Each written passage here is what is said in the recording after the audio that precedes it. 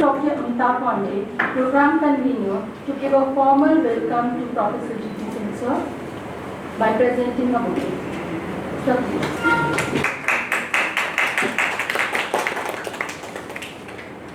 It is great honor for me to introduce you, sir.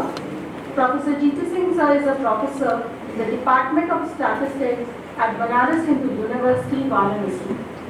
Professor Singh is associated with teaching and research since past 22 years. Before getting associated with Banaras Hindu University, sir has served Allahabad Degree College, University of Allahabad for 8 years. Sir has even served as Assistant Coordinator IGNOU at the Study Center at Allahabad Degree College. His specialized areas of teaching are probability, classical and Bayesian inferences, operational research, multivariate techniques, and biostatistics.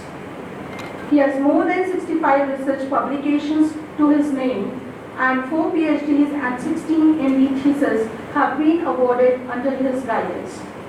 Professor Singh has been invited to 300 lecture talks on application of statistics all over the country. He has organized more than 20 week-long workshops on understanding statistics by MS Excel and SPSS to his credit. Professor Singh is a member of various bodies such as Indian Association of Preventive and Social Medicine, Indian Association of Social Sciences and Health, Indian Association for Study of Population, Indian Journal of Preventive and Social Medicine, Indian Society of Medical Statistics, and Indian Bayesian Society. We are extremely privileged and honored to hear from you, sir, once again. Now, without further delay, I humbly request you, sir, to address this gathering with your words of wisdom. Sir, please. Very good morning to all of you. I think this is the only, these are only people. No? So can you come forward, more forward, in place of back? It will be more better to hear and see each other. I have delivered you people earlier also. So, first of all, I want to know, do you have any query regarding the statistics, research, quantitative research, like these type of terms? So, do you have some query or whatever I have in my thinking that I am going to do? If you have any query, then my task will be more easy. Yes. To someone who is a complete novice, who doesn't know about statistics, Sure. so can he or she learn in it and in a few months or? Yeah. It is a matter of 15 days only. You will start learning statistics. If you are illiterate in statistics, it just take 15 days to create interest in you, and you will be able to learn the things statistically. Okay? So it's not difficult, but it is a matter of chance that you get the right people who can train you like that. Okay? So what you can learn. Okay तो और कुछ किसी को specific Sir, like for statistical interpretation, there are different types of tools which are available at me. Like SPSS is one which is very popular. But apart from that, sir, within Microsoft Excel, we have options like Solver, and there are various types of analysis that you can do. Like for example, I was once trying to solve something on product mix optimization. I was trying to solve something. Solver will do that one. Yes. But sir, उस पर पता नहीं क्यों लोगों का focus होता नहीं है. फोकस न होने का कारण सर एक चीज है कि लोगों को पता नहीं है पहली चीज. हाँ कि एक्सेल में क्या क्या फैसिलिटी है. असल में ये जो फैसिलिटी है एक्सेल की वो इनबिल्ट नहीं देते हैं. आपको एक्टिवेट करना होता है डेटा एनालिसिस टूल पैक या सॉल्वर और बहुत सारे और कंपोनेंट हैं। तो एक तो बहुत सारे लोगों को पता नहीं है कि आप इससे जा सकते हैं, और दूसरी चीज़ है कि एक्सपोजर भी हम नहीं देते हैं, कभी भी हम एक्सपोजर नहीं देते हैं। आप रिग्रेशन करते हो, आपका साल भर रिग्रेशन आपका रिजल्ट दे देगा। रिग्रेशन केवल आप लीनियर एसपीएसएस से लीनियर निकाल सकते हो, साल भर से आप किसी भी तरह का फार्मूला लिखो, साल भर वो रिग्रेशन करके दे देगा, क्योंकि उसका बेसिक कॉन्सेप्ट ही है ऑप्टिमाइजेशन करना। जो भी आपकी इच्छा है उसके अनुसार वो ऑप्टिमाइज करेगा। बस ये है कि हम लोग उसको पॉपुलराइज नहीं करते हैं अपने डे टू डे एक्टिविटी। आप जो ओआर पढ़ाते हैं, जो भी आपके यहाँ, आप उन्हें असाइनमेंट दीजिए कि whatever the technique they present to the student to solve the OR problems, like game theory, like linear programming problem, जो भी सिंपलेक्स प्रोसीजर से वो सॉल्व करते हैं, सॉल्व करने में एक सिंपलेक्स प्रोसीजर को सॉल्व करने में एक प्रॉब्लम को कम से कम 45 मिनट लगता है, अगर वो इजी है तो। बच्चे को लर्निंग के लिए हमने सिखा दिया, उसके बाद प्रैक्टिकल सेशन में ले गए, एक्सेल सॉल्वर दिए और कहें कि इसी से आप अपने रिजल्ट को वेरीफाई करो। मिनट्स के अंदर उसका रिजल्ट वेरीफाई हो जाएगा, उसकी क्यूरियोसिटी बढ़ेगी सॉफ्टवेयर में, और आगे की वो थिंकिंग अपना जो भी होता क्या है कि जब आप फॉर्मुलेट करते हैं तो भाग जाते हैं कौन सॉल्व करेगा इसको, इतना टाइम लेगा और ये लेगा। हाँ, आप जब आपने प्रोग्रामिंग कर ली, जब आपने मॉडल बना लिया, तो अब सॉल्व करना तो सॉफ्टवेयर का काम है, बस उसको पता होना चाहिए कि आप ऐसा कर सकते हैं। ठीक है, तो कौन सा सॉफ्टवेयर यूज करें ये मैटर नहीं है। हाँ, हम जो सॉफ्टवेयर से पा रहे हैं वो क्या कह रहा है ये जानना जरूरी है, और ये आप तभी जानेंगे जब आप उस सब्जेक्ट के थियोरेटिकल बैकग्राउंड को समझें। तो मेरी कोशिश यही रहेगी, बहुत छोटी छोटी चीजें जो कि हो सकता है कि आप न जानते हो, आपको मैं एक्सपोज करूंगा आज के लेक्चर में, कल के लेक्चर में, और उसके बाद आपकी जो भी क्वेरी होगी वो भी मैं चलाऊंगा। इन द मीन टाइम अगर आप इंटरेस्टेड हो और अगर आप न देखते हो तो बेसिक स्टेटिस्टिक्स, विशेषकर आप जैसे आप बोल रहे हैं, अभी मैंने इस लॉकडाउन में अपना एक चैनल शुरू किया है, बहुत छोटी छोटी चीजें उस पर आपको मिल जाएंगी वीडियोस, लेकिन बहुत प्राइमरी स्टेज पे है वो। मेरे पास मौका नहीं मिलता है कि अब तक और वीडियो मैं अपलोड करूं, लेकिन छोटी मोटी चीजें अभी अपलोड हो चुकी हैं। तो अगर आप चाहें तो आप केवल क्लिक करेंगे सर्च में यूट्यूब पे ज्ञान प्रकाश सिंह स्टैटिस्टिक्स, तो चैनल मेरा मिल जाएगा सर। तो कई बार मैं ये स्लाइड यहाँ डिस्प्ले भी कर चुका हूँ, जो लोग नए होंगे हो सकता है उनके लिए नया है कि है क्या रिसर्च। सीधे सीधे रिसर्च निर्णय लेने की एक प्रक्रिया है, डिसीजन मेकिंग करना है। अब डिसीजन मेकिंग बात है कि डिसीजन मेकिंग, तो डिसीजन मेकिंग ऑन व्हाट, पहला question. So decision making on what is the research question.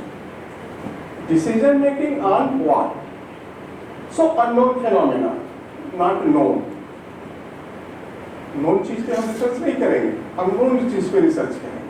जैसे सपोज करिए कहा जाए कि भगवान पे रिसर्च करना है, तो भगवान पे हम क्या रिसर्च करेंगे, क्या चीज हमके भगवान के विषय में पता है और क्या चीज नहीं पता है। जो चीज अननोन होगा उसी पे रिसर्च करेंगे। तो गॉड के विषय में हमें क्या नहीं पता है,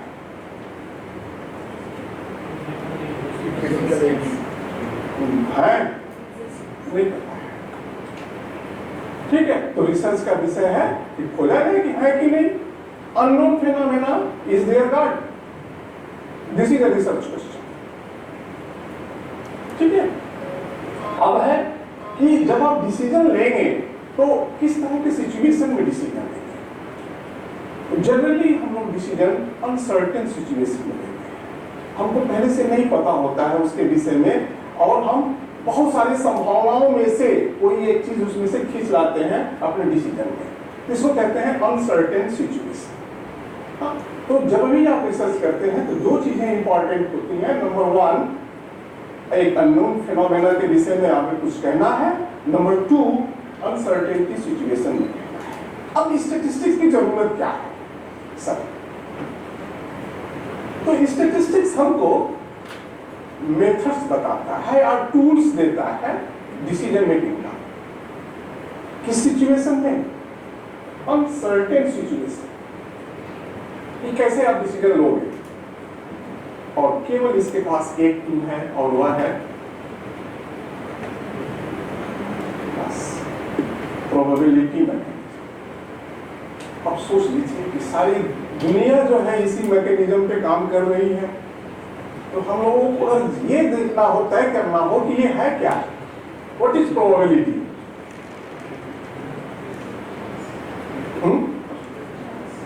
चांस इज इटसेल्फ प्रोबेबिलिटी। जब हम किसी चीज को डिफाइन करते हैं तो हमारी डेफिनेशन में वो टर्म नहीं आना चाहिए। So what is probability? So probability is chance. Again this was my question, you are saying same question. तो क्या है प्रोबेबिलिटी?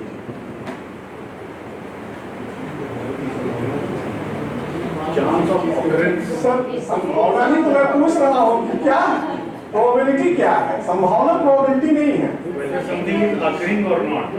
या Whether something is occurring or not. और एक्चुअली में बेसिकली सर ये एक रेशियो है जो कि आउटकम्स, जो फेवरेबल आउटकम्स है उसके कॉन्टेक्स्ट में देखता है with relation to total number of outcomes, लेकिन ये रेशियो बेस्ड है। ओके सर, ये तो थोड़ा सा मैथमेटिकल है। एक सामान्य आदमी को समझाना हो तब की बात। फिर संभावना आ गया। Likeliness is again probability. It is again probability. Okay. Have you heard the term liter? Have you heard the term liter? Meter, kilogram, barometer? सुना है हम लोगों ने?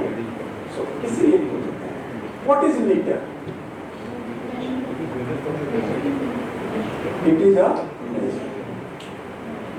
What it measures? Liquid. Weight. If it is kilogram, then it measures mass. If it is meter, it measures length. If it is liter, it measures liquid. If it is barometer, it measures pressure.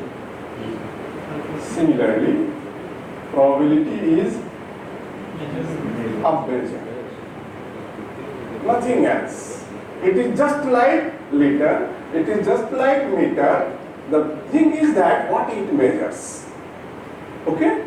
So probability is a measure and it measures what? Uncertainty. अनिश्चितताओं को नापता है। Okay? Every measure, when measures, provides a number of measurement value. Like जब आप litre से नापोगे तो आपको मिलेगा 2 litre, 5 litre, 100 litre. Similarly, when you use the measure probability, आपको एक नंबर मिलेगा। इसका नंबर कहां से कहां तक मिलेगा? 0 to। ठीक है, जब भी आप किसी चीज की अनिश्चितता को मापोगे तो आपका टूल क्या होगा नापने का? प्रोबेबिलिटी। और ये जब भी आपको नाप करके कोई वैल्यू देगा तो उसका रेंज क्या होगा? 0 to सर लिख लीजिए, वही बात आगे लिखिए सर। प्रेडिक्टिव मैकेनिज्म और प्रोबेबिलिटी मैकेनिज्म, या इसको हम सेम कह सकते हैं। yes yes predictive mechanism is based on probability mechanism. Okay, but it is not necessary always. Okay, and many predictive mechanism are non-probability mechanism. So whatever you predict by the help of mathematics, is non-probability mechanism. And whatever you predict by the help of statistics is probability mechanism. अंतर समझ लीजिए।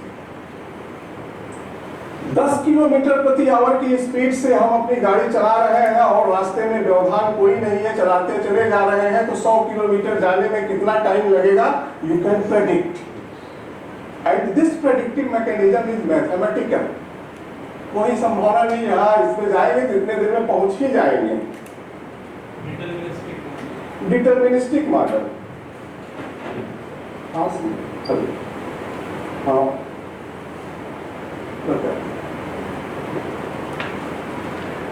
आप पता लगवा लीजिए guest house में। अभी मैं एक जगह बात आ रहा हूँ। ठीक नहीं इसमें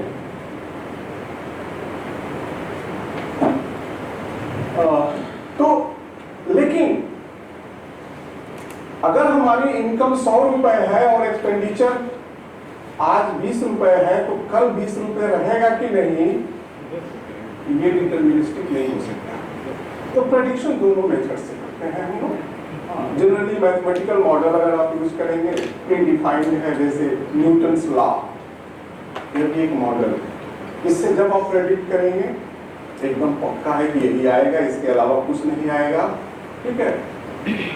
तो ये मान के आप चलते हैं कि सारी सिचुएशन ऐसा है। दोनों तरह से अब है कि ये सब्जेक्टिव और ऑब्जेक्टिव दो तरह से मेजर किया जा सकता है। अब लीटर है तो आप देख लेते हो, गिरे लेते हो, समझ जाते हो। ये कैसे समझा जाए, तो एक दो एग्जांपल्स पे हम डिस्कस करेंगे। सर आगे जब भी आप अपनी बात को करें बहुत क्लियर होना चाहिए, चाहे आप रिसर्च कर रहे हो चाहे जो भी, कि आप किस ऑब्जेक्टिव पे बात कर रहे हैं। आप जो भी कार्य कर रहे हैं उसके पीछे आपका क्लियर कट मोटिव डिसाइडेड होना चाहिए। आपको डिलेमा में नहीं रहना है कि ये भी हो जाए ये भी हो जाए, भले हो चाहे ना हो, लेकिन आपका मोटिव क्लियर रहना चाहिए कि I am doing the work for this purpose. ठीक है, जैसे इस एग्जांपल में देखिए कोई काम किया जा रहा है कि नहीं किया जा रहा है। Whether we are doing any work in this example? Yeah, yes. Passing the point. What is the purpose of this example work? Is it is mentioned in the example? क्या इस एग्जाम्पल में इस वर्क का purpose mention है? Objective chance of getting ahead on top clearly defined है। ये नहीं लिखा है चांस ऑफ गेटिंग हेड और टेल ऑन टॉप। अगर ऐसा हो जाता तो क्या होता? कुछ नहीं करना है, तो होगा ही होगा। There is no uncertainty. फेंकोगे आप पॉइंट तो या तो हेड दिखेगा या तो, अब आपने दोनों ले लिया तो आप रिसर्च क्या करोगे? ठीक है, तो क्लियर है। अब है कि इस पे अनसर्टेनिटी है कि नहीं। इस ऑब्जेक्टिव को अचीव करने का हमारे पास अनसर्टेनिटी है कि हम जानते हैं कि हम कर लेंगे, अनसर्टेनिटी है। अब यहां प्रोबेबिलिटी निकलेगी। किसकी प्रोबेबिलिटी निकलेगी? हेड दिखने की। एक बार फेंके तो अब आप बता सकते हो कितनी है, कितनी होगी? 1/2 प्रोवाइडेड इसमें क्या शब्द लिखा हो तो फेयर, और अगर ये फेयर शब्द इसमें न लिखा हो तो you can't say, you will say A number between 0 to 1। आप हाफ नहीं बोलोगे, ठीक है। तो it is called objective probability because everyone is saying half. Next sir, इस एक्ट में देखिए कि क्या कोई काम, कोई ऑब्जेक्टिव है कि नहीं, और ऑब्जेक्टिव पे अनसर्टेनिटी है कि नहीं। Sleep within 10 minutes is the objective, and what we are doing? We are providing medicine to a patient to bring him a sleep. Subjective. अब कोई पूछे कि क्या प्रोबेबिलिटी है इसकी? बहुत सारे वेरिएबल्स और भी वेरिएबल्स आ जाएंगे। probability. लेकिन ये सिचुएशन भी पहले के यही जैसा एग्जांपल है। पेशेंट को मान लीजिए कॉइन, उसके दो चेहरे हैं, 10 मिनट के अंदर सोएगा, 10 मिनट के अंदर नहीं सोएगा, और उसको टास्क कर रहे हैं आप, गिरने के बाद कोई एक दिखाई देगा। बहुत लोग कह सकते हैं यहाँ पर भी कि यह कितना होगा 1/2, लेकिन यहाँ पे आप 1/2 नहीं कह सकते हो क्योंकि वो ड्रग ले रहा है। तो लेने के बाद, दवा लेने के बाद ठीक होने के चांसेस और नॉट ठीक होने के चांसेस बराबर नहीं हम कह सकते, इसलिए ये सब्जेक्टिव सिचुएशन है। अब यहाँ पे कुछ भी आप प्रोबेबिलिटी बोल दीजिए चलेगा, बस 0 से 1 के बीच का कोई भी नंबर अपने बिलीफ के आधार पे, इसको कहते हैं सब्जेक्ट। अब सब्जेक्टिविटी में तो दुनिया चलती नहीं है, दुनिया चलती है किस पर? ऑब्जेक्टिविटी पर। तो अब इस क्वेश्चन का जवाब अगर हमें ऑब्जेक्टिव रूप में देना होगा तो हम कैसे देंगे? तब स्टैटिस्टिक्स कहता है if you are in subjective situation of decision making, you repeat your experiment a large number of time and collect the data and then decide. ठीक है? तो क्या किया जाएगा? एक पेशेंट को अब नहीं देंगे, सो मैनी से पेशेंट्स के ऊपर हम सर्वे कंडक्ट करेंगे और उसके बाद डेटा कलेक्ट करेंगे and then we will provide the response of this question and that will be objective. Okay, but there are many situations like third. Sir उसी पेशेंट को अलग अलग ड्रग्स देकर भी कैसे कर सकते हैं सर? उसके जीवन का मामला है, कोर्ट आपको फांसी लगा देगी। इसको कहते हैं एथिकल इशू। भाई एक ही पेशेंट को हम बार बार दवा तो खिलाएंगे नहीं ना, वो ठीक हो गया तो भी चाहे तो दवा खिलाएंगे, ठीक है? तो हाँ, जैसी सिचुएशन रहती है वहां किया जा सकता है।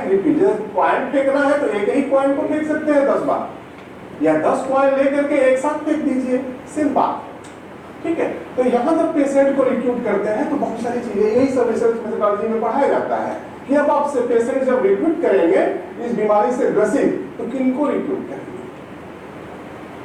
5 साल वाले बच्चे को भी, या 20 साल वाले बुढ़े को भी, या कोई बनाएंगे होमोजेनियस ग्रुप।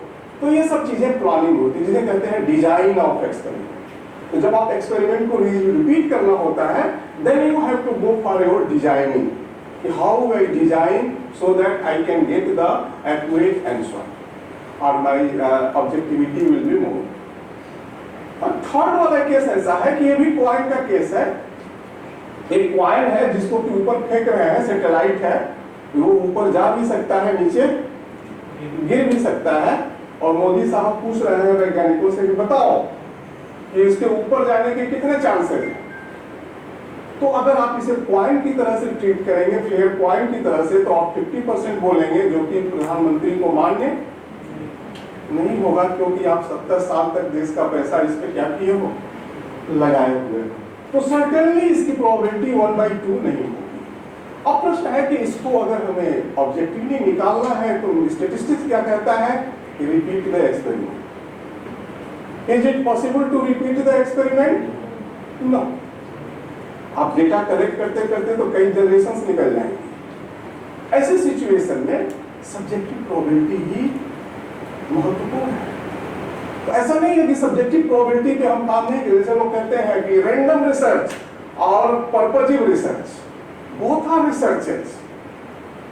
हाँ, लेकिन आपको सिचुएशन बेस्ड करना है कि आपके पास रैंडमाइजेशन के, रैंडम के चांसेस नहीं थे, then you have to move for that one. अब बहुत सारे रिसर्चेस हैं जो कि केवल सब्जेक्टिव डेटा पे किए जाते हैं, क्योंकि आपको उस तरह के रिपीटिशन मिलेंगे ही नहीं, संभव ही नहीं है पाना। हो सकता है आगे कहीं एग्जाम्पल में दिखे आपको सर में।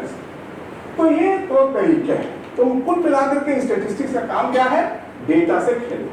ऑब्जेक्टिव आप तय कर लो, ऑब्जेक्टिव पर रिपीटेड एक्सपेरिमेंट करो, रिपीटेड एक्सपेरिमेंट से आप डेटा गैदर करो एंड देन डिसीजन मेकिंग करो। तो ये लगभग है सर।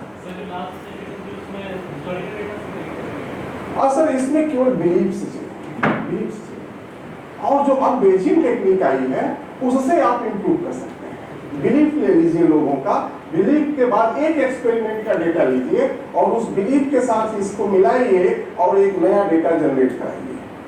यही बेसिक मेथोडोलॉजी करता है, तो दुनिया आज कर रही है। ये सारे टी टेस्ट सब गायब हो गए हैं इंटरनेशनल मार्केट से, ठीक है। तो बेसियन चल रहा है, तो बेसियन वाले ये लोग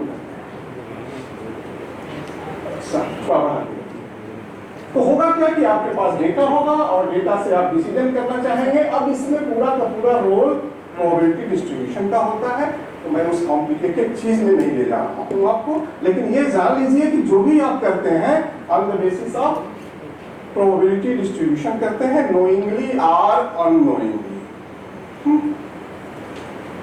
नेक्स्ट, तो अब करना क्या चाहिए? तो पहला तो है कि आप जानिए कि आपके रिसर्च में वेरिएबल क्या है, स्टडी वेरिएबल क्या है। पहली बात जानना होगा कि हम किस किस वेरिएबल पे हमें रिसर्च को लॉन्च करना है। नेक्स्ट है कि आपके जो वेरिएबल का आपने डेटा कलेक्ट किया उसका मेजरमेंट स्केल क्या है। नेक्स्ट कि आपका वेरिएबल क्वालिटेटिव है कि क्वांटिटेटिव है, आपका वेरिएबल डिस्क्रीट है कि कंटीन्यूअस है। ये बहुत ही प्राइमरी थिंकिंग है जब आप किसी भी रिसर्च को लॉन्च करते हो, अपने फील्ड सर्वे के डेटा पर या किसी भी चीज पे, लैब एक्सपेरिमेंट पर। तो ये बेसिक नीड्स हैं जो कि एक लेमैन को, एक नए रिसर्चर को जानना चाहिए। एंड नेक्स्ट डिस्क्रीट डेटा क्या है बताते हैं। तो व्हाट इज वेरिएबल? जो मैंने परिभाषा लिखी हुई है उसका मतलब हुआ कि वेरिएबल एक नाम है, किसी भी चीज का एक नाम, जो भी किसी भी चीज का अगर हमने कोई नामकरण किया हुआ है तो वह नामकरण ही वेरिएबल कहलाएगा, बशर्ते कि उसके लिए हमारे पास डिफरेंट वैल्यूज अवेलेबल हो। ठीक है, कम से कम 2 डिफरेंट अवेलेबल हो तो हम उस नाम को वेरिएबल बोलेंगे। दूसरा है कि मेजरमेंट क्या है। तो अगर हमने वेरिएबल्स का ऑब्जर्वेशंस कलेक्ट किया है और उसका क्वांटिफिकेशन नहीं किया है, तो क्वांटिफिकेशन अगर हम करने जा रहे हैं तो quantification is called scale of measurement. So providing quantity to the observations is scale of measurement. Okay, और ये आप 4 तरह से लिखते हैं। मुझे लगता है कि शब्द से कोई ऐसा यहाँ नहीं होगा जो परिचित ना हो इन चारों शब्दों से। अब इतनी बातों को हम फिर से एक्सप्लेन करेंगे सर। अब बताया कि यहाँ पे कितने वेरिएबल हैं। यहाँ पे एक स्टडी का आपको डेटा दिया गया है, कितने वेरिएबल हैं?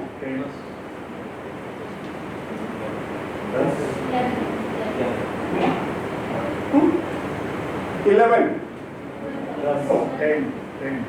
10 वेरिएबल है। एक यहाँ पे वेरिएबल नहीं है, वो कौन है? नेम।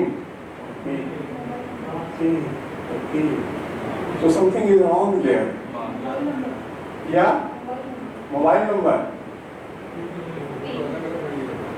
मैंने यही कहा कि किसी भी नाम को हम वेरिएबल बोलेंगे बशर्ते कि उसके पास कम से कम 2 अलग अलग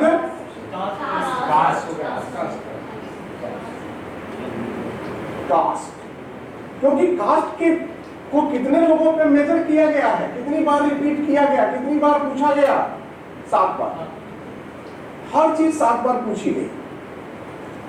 ठीक है, यानी कि हर एक एक्सपेरिमेंट को कितनी बार रिपीट किया गया? 7 बार। ठीक है, अब कास्ट ऐसी चीज है जिसमें कि 7 बार हमको एक ही जवाब मिल रहा है। ठीक है, तो हम कहेंगे कि यहाँ पर कास्ट कांस्टेंट है और बाकी जितने भी नाम हैं ये सभी वेरिएबल। ठीक है, नहीं वो हो सकता है तो शादी उन्हें किसी और से कर लीजिए। ठीक है ना, आप इतने डीप में मत जाइए। तो okay, there are 10 variables I think in this PPT. अब इसमें से कुछ वेरिएबल डिस्क्रीट होंगे, कुछ वेरिएबल कंटिन्यूअस होंगे, कुछ वेरिएबल नॉमिनल होंगे, कुछ ऑर्डिनल होंगे, कुछ इंटरवल होंगे, कुछ रेशियो होंगे, कुछ क्वालिटेटिव होंगे, कुछ क्वांटिटेटिव होंगे। अब ये कैसे जानेंगे आप? अगर आप क्लियर हो तो मैं आगे बढ़ूं और चीजों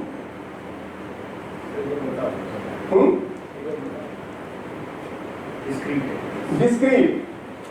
आपके आशय से डिस्क्रीट क्या है? आप अपना थोड़ा सा ओपिनियन दीजिए, इसमें कोई डिस्क्रीट है कि नहीं? नहीं क्लियर। कंटिन्यूअस कोई है कि नहीं? सारे के सारे तो थोड़ा सा थॉरो डिस्कशन की जरूरत पड़ेगी। सर पहला वेरिएबल लेते हैं नेम, ठीक है। अब हमें ये डिसाइड करना है कि ये जो ऑब्जर्वेशंस आए हैं इसके, ये ऑब्जर्वेशंस कैसे हैं। तो पहले हम इनके स्केल की बात करेंगे। स्केल अगर हम तय कर लिए तो सारी चीजें तय हो जाएंगी ऑटोमेटिक। स्केल तय करने का तरीका क्या है कि आप उस वेरिएबल के किन्हीं दो डिफरेंट ऑब्जर्वेशंस को ले लीजिए, उसी पे नजर रखिए। जैसे आपकी नजर किस पे है? नेम में, बताइए। राम और सीता। अब एक प्रश्न पूछिए खाली अपने से कि राम बड़ा कि सीता नाम में? उम्र में नहीं, किसमें? नाम में। राम नाम बड़ा है कि सीता नाम बड़ा है? ये कैसे? As per letters. As per बड़ा छोटा लेटर से नहीं होता है, बड़ा छोटा मैथमेटिक्स से होता है, ठीक है ना। लेटर्स की हायरार्की से आप नहीं कह सकते हो बड़ा छोटा, ठीक है। तो आप कह पाओगे कि नहीं? कह पाओगे कि Ram name is better than Sita name? नहीं कह सकते। अगर आपके ऑब्जर्वेशंस में न कह पाओ, ठीक है, जिसको कहते हैं नॉमिनल ऑब्जर्वेशंस, ठीक है। जैसे this IQ is better than this और नॉट, तो आप कहोगे नॉट, ठीक है ना, आप कहोगे नॉट। यहां पे आप डिस्टिंग्विश कर पा रहे हो, okay. This mobile number is better than this mobile number, can you say? Distinguish नहीं कर पा रहे हैं। तो जब आप मेजरमेंट वैल्यूज को better, inferior, superior, less than, greater than के बीच में डिस्टिंग्विश न कर पाए, इसे कहते हैं नॉमिनल ऑब्जर्वेशंस, ठीक है। और अगर ये आप कर पाते हैं तो ये नॉमिनल नहीं है, कुछ और है, ठीक है। जैसे ये दर्द इस दर्द से बेटर है कि नहीं? हाँ, बेटर है ना, ठीक है। यहां आप भेद कर पा रहे हो बेटर का, इंफीरियर, सुपीरियर का, तो ये नॉमिनल नहीं है, ठीक। तो अगर आप नहीं कर पाते हो तो नॉमिनल वेरिएबल कहलाएगा। तो अब आप बता दो इसमें से कौन कौन नॉमिनल है, एक एक तरफ से चलिए। नेम, सेक्स, कास्ट तो हमारा मैटर नहीं है क्योंकि कांस्टेंट। मोबाइल नंबर, एज भी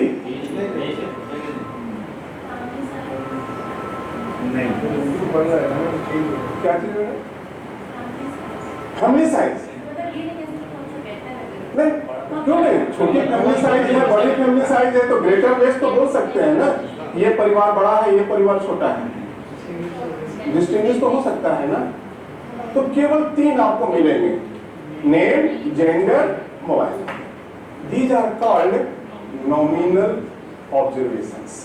अब जब आप कंप्यूटर यूज करोगे तो आपको इन्हें क्वांटिफाई करना है, और जब क्वांटिफाई कर देंगे तो यही मेजरमेंट स्केल हो गया। सर एक बार क्लिक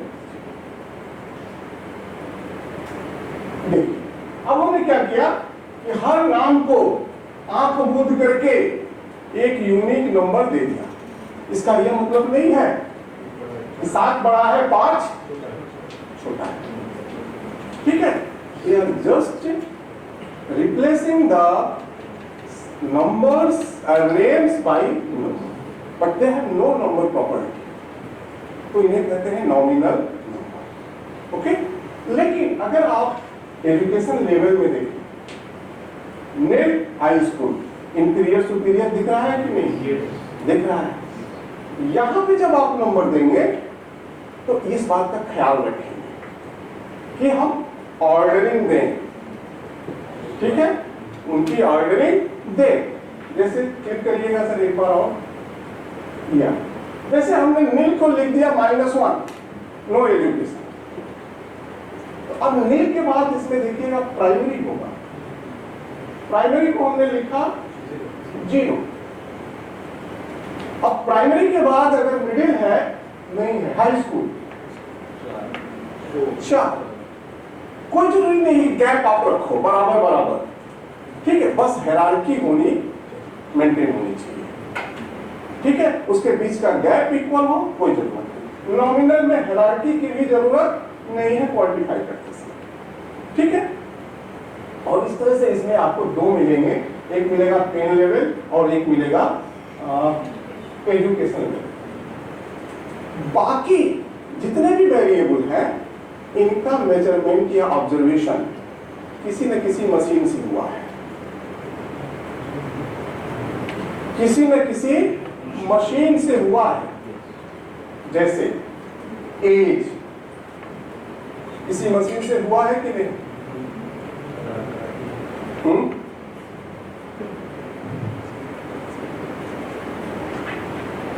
बोलिए सर, एज क्या है आपकी? किस मशीन, किसी मशीन से आपका इस्तेमाल आपने किया कि नहीं इस रिस्पांस को देने में? मशीन को यूज हुई कि नहीं? ब्रेन नहीं, ब्रेन नहीं यूज किया आपने, ब्रेन नहीं यूज किया। कैलकुलेशन डेट ऑफ बर्थ से, तो डेट ऑफ बर्थ कोई मशीन देता है क्या? ये देता है sir. Time machine, time machine से आपने मेजर किया, भले आपने कैलकुलेशन के समय इस्तेमाल नहीं किया। ठीक है ना? तो आपने ये रिस्पांस जो दिया by the mechanism of measuring the time. Okay, but नाम को पूछते समय आपने कोई मैकेनिज्म इस्तेमाल नहीं किया। ठीक है, age, education year mechanised data है कि नॉन मैकेनाइज्ड मेजरमेंट है? मैकेनाइज्ड। लेकिन एजुकेशन लेवल मैकेनाइज्ड। अब कौन सा डेटा ऑब्जेक्टिव ज्यादा है, कौन सा सब्जेक्टिव ज्यादा है? दोनों एजुकेशन बता रहे हैं। एजुकेशन ईयर भी एजुकेशन बता रहा है उस व्यक्ति का, और एजुकेशन लेवल भी एजुकेशन बता रहा है उस व्यक्ति का। किसमें सब्जेक्टिविटी ज्यादा होगी? लेवल में, क्योंकि इसको मेजर करने में आप कोई मशीन यूज नहीं कर रहे हो, लेकिन इसको यूज करने मेजर करने में वही चीज आप मशीन यूज कर रहे हैं। तो निश्चित रूप में है कि इस डेटा से जो रिजल्ट आप दोगे वो ज्यादा बेटर होगा अगर दे पाते हैं तो। ठीक है, ये भी मशीन से है। आईक्यू, ये कौन सी मशीन?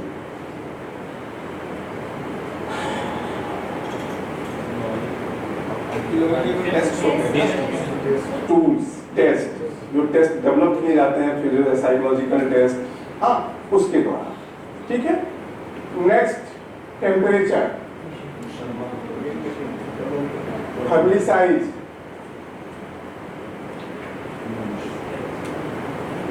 ब्रेन को झकझोरिए, देखिए पता चलेगा कि मशीन है कि नहीं। दो ही तरह का मेजरमेंट होगा, या तो मशीन से होगा या सब्जेक्टिव मेजरमेंट।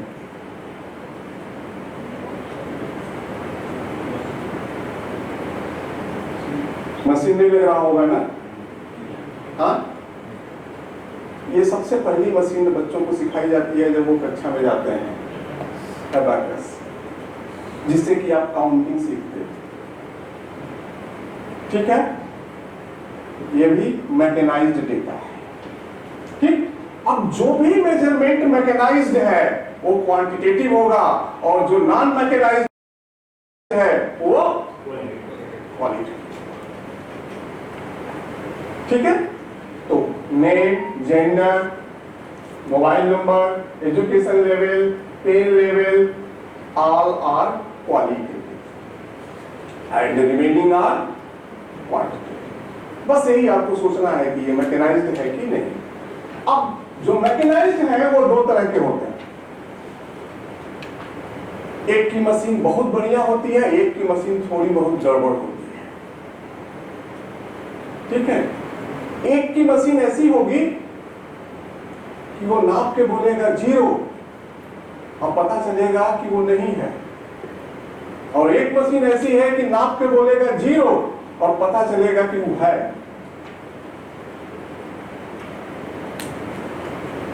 एक आदमी का ये गिना गया, मैकेनाइज्ड है कि नॉन मैकेनाइज्ड? मैकेनाइज्ड, क्योंकि काउंटिंग कर रहे हैं, एबाकस यूज कर रहे हैं।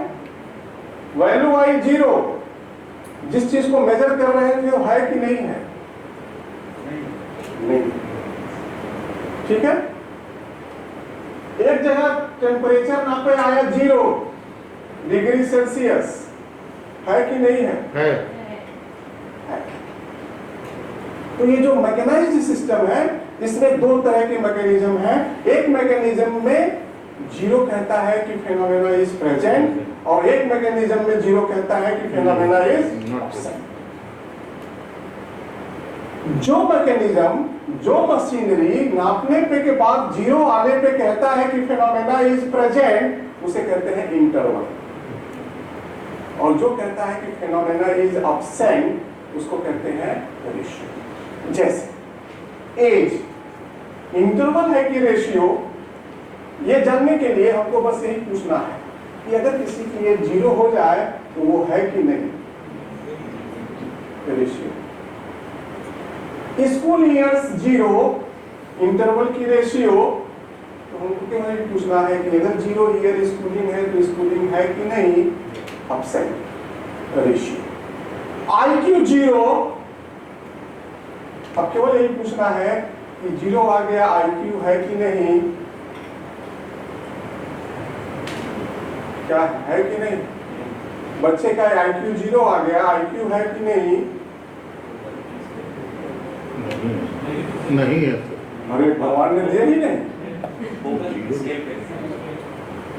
इस प्रेजेंट तो है ना, IQ लेस तो नहीं ना है बच्चा, तो वो रेशियो नहीं हुआ, इंटरवल। ठीक है, टेम्परेचर 0 डिग्री सेल्सियस, अब present interval. Family size 0, ratio. ठीक है सर, और इस तरह से अगर आप देखें तो हमने जो भी हमने दिखाया उसको मैंने यहाँ पे कुछ अलग अलग कलर से फिल्टर किया हुआ है। नेम, जेंडर, मोबाइल नंबर, ये नॉमिनल होते हैं। ठीक है, अब हमने सबको क्वांटिफाई कर दिया है according to the law of quantification of the things. Age, years of schooling, family size, ये रेशियो हो गए हैं। And then pen level, education level, ये ऑर्डिनल है। IQ और टेम्परेचर इंटरवल। यस, बोलिए। एक सवाल है जी सर, जो मेजरिंग स्केल हमारा होता है लेंथ वाला, उसमें 0 होता है, तो theoretically 0 means no length. Yes, लेकिन दुनिया में ऐसी कोई चीज ही नहीं जिसका कोई लेंथ न हो, बहुत कम हो सकता है। बिंदु, बिंदु का लेंथ बताइए। बिंदु को हम लोग 0 मान लेते हैं। एकदम, बिंदु की डिफिनीशन ही है कि point is a phenomena which has no length. हालांकि 0 कोई भी होल नंबर कहीं भी डिफाइन नहीं है, अभी आगे हम आते हैं सर। तो ये हम 4 कैटेगरी बनाए, बताने में जो डिस्कशन हमने किया ये 4 क्राइटेरिया कर दिया। एक है लेस देन ग्रेटर देन, अगर हो रहा है पहला, नहीं हो रहा है तो नॉमिनल, हो रहा है तो ऑर्डिनल या इंटरवल होगा। ऑर्डिनल होगा तो जोड़ नहीं सकते हैं आप। अगर ऑर्डिनल है तो आप उन्हें ऐड करेंगे तो वो मीनिंगलेस है, ठीक है। और अगर मीनिंग हो रहा है तो वो इंटरवल हो जाएगा, और अगर मल्टीप्लिकेशन नहीं हो रहा है, जैसे मान लीजिए कहीं आपसे क्वेश्चन पूछ दिया गया कि temperature of A city was 20 degrees Celsius. Suppose it is x. What is x square? तो आप कहेंगे 400 डिग्री सेल्सियस स्क्वायर। अगर आप कहते हैं तो नहीं कहना चाहिए, क्योंकि मल्टीप्लिकेशन इंटरवल में होल्ड नहीं करता, ठीक है। तो ये चीज इस पे हाईलाइट लोग करते हैं, क्यों नहीं करता होता है ये भी आप लिटरेचर खोजेंगे तो मिल जाएगा। आप कन्वर्ट करिएगा डिग्री को फॉरेनहाइट में, फॉरेनहाइट को डिग्री में, सेल्सियस में, तो आपको इक्विवेलेंट नहीं मिलेगा। हाँ, नो टेम्परेचर कब मिलता है? -273 डिग्री सेल्सियस पे जीरो मिलता है। हाँ, हम लोग जीरो पे ही समझते हैं कि नहीं है, जीरो पे टेम्परेचर है सर आगे। अब नॉमिनल ऑर्डिनल को हम लोग क्वालिटी बोलेंगे और इंटरवल रेशियो को क्वांटिटी बोलेंगे, आप दूसरे शब्दों में कह सकते हैं। नेक्स्ट, हाँ, डिस्क्रीट कंटीन्यूअस, ठीक है। ये जितने वेरिएबल थे 10, इसमें से कुछ डिस्क्रीट थे, कुछ कंटीन्यूअस थे। अब आपको जानने के लिए कैसे जाने, तो जो हम बता रहे हैं, हो सकता है और भी तरीके हैं, कि अगर क्वालिटी है वेरिएबल आपका तो हमेशा डिस्क्रीट, और अगर क्वांटिटी है मींस मैकेनाइज्ड है, मींस इंटरवल रेशियो है, तो कंटीन्यूअस। लेकिन एक ट्रिक होती है, कुछ कंटीन्यूअस या क्वांटिटी भी क्या कहलाएंगे? डिस्क्रीट। तो अब पूरी डिफिनेशन क्लियर है कि कहीं कंफ्यूजन है? हाँ, इंटरवल रेशियो में भी डिस्क्रीट होगा। हाँ, तो बस यही एक कंफ्यूजन होगा। अदरवाइज अगर ये तीसरा वाला हमारा चेक नहीं आया होता तो बहुत क्लियर था कि क्वालिटी डिस्क्रीट, क्वांटिटी कंटीन्यूअस। लेकिन कुछ क्वांटिटी भी डिस्क्रीट होते हैं, ठीक है। तो आंसर आगे देखा जाए क्या है। ठीक है। अब चलिए कैसे जानेंगे। अब यहाँ पर जितने हमने डेटा लिखे हुए हैं और जो वेरिएबल नेम है, ये सभी क्वांटिटी है कि कोई क्वालिटी है? इसमें सभी क्वांटिटी है। क्लियर? ओके। अब मैं पूछूंगा, कहाँ गए सर? चलिए, तो कार्तिकेय से पूछता हूं कि कार्तिकेय आपकी एज क्या है? 44 इयर्स। अब मैं कार्तिकेय से पूछूंगा कि कार्तिकेय आपने सही बताया कि कुछ गड़बड़ है? गड़बड़ है सर, गड़बड़ है। कोई भी एज नहीं बता पाएगा सर। सर तो अगर नहीं बता पाया तो कंटिन्यूअस, ठीक है। क्यों नहीं बता पाएगा? अरे आप कितने दिन, कितने घंटे, कितने मिनट, कितने सेकंड है, ये सब कहाँ बता पाएंगे? आप अपनी कोशिश कर लीजिए कि अपनी एज सही सही बता दिया जाए। भले ही आपके पेरेंट्स ने आपके जन्म के समय देखा था, तो भी वो सही नहीं है, क्योंकि घड़ी की भी सीमा है, सेकंड के आगे नहीं नापेगा, ठीक है ना। तो कभी भी आप इस चीज को, इस मैकेनिज्म से जो चीज नापेंगे, कभी भी एक्यूरेट नहीं आएगा। इसलिए जब भी आप इस मैकेनिज्म को इस्तेमाल करेंगे, इसका डेटा कंटिन्यूअस कहलाएगा, भले होल नंबर में लिखा हुआ हो, ठीक है। ईयर्स इन स्कूलिंग, ये भी किससे नापा गया है? घड़ी से। तो ये भी क्या हुआ? कंटिन्यूअस। IQ टूल से, ये डिस्क्रीट की कंटिन्यूअस। और देखिए ना कि उसका बुद्धिया सही सही नाप लिए कि थोड़ा बहुत एरर है नापने में, एरर है ना। बोलिए, एकदम एक्यूरेसी से नाप लिया गया बुद्धि? नहीं, कुछ ना कुछ एरर है। इसका मतलब ये भी क्या है? कंटिन्यूअस। ठीक है, आगे चलिए सर, क्या है? टेम्परेचर। इसको भी सोचिए, ये भी मैकेनाइज्ड है, एकदम 100% एक्यूरेसी के साथ नापा जा सकता है क्या टेम्परेचर को? नहीं नापा जा सकता। ये भी क्या हुआ? इसको देखा जाए, ये भी क्वांटिटेटिव है।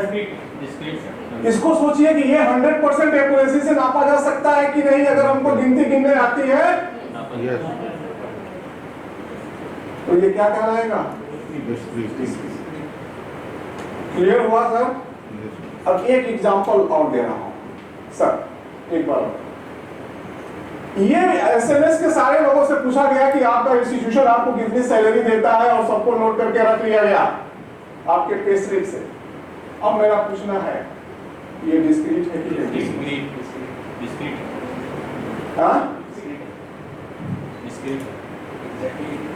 एग्जैक्टली है क्या? तनख्वाह जो आपको मिलती है वो गिन के मिलती है क्या एबाकस से? सोचिए जरा सा कि whatever salary you get, it is by the help of abacus or by the help of any other measuring tool. लेकिन सर करेंसी को एक्यूरेट गिन सकते हैं ना? It is by counting or by weighting. Counting. No, अगर ये counting होता तो एसएमएस आपको 20 नोट थमा देता और कहता एक एक रुपए की ले लो, 20 से गिन लो, 20,000 हो गए। अगर काउंटिंग से होता तो आपको एक एक रुपए की 20 नोट थमा दी जाती और कहा जाता कि गिन लो 20 छह है, और 20 छह इनकी भी सैलरी देते, 20 छह 200 रुपए वाली नोट दे देते और कहते कि तो 20 पाए तो 20 पाए, दोनों बराबर। अगर काउंटिंग से होता तो आप मेरी बात समझ रहे हो कि नहीं?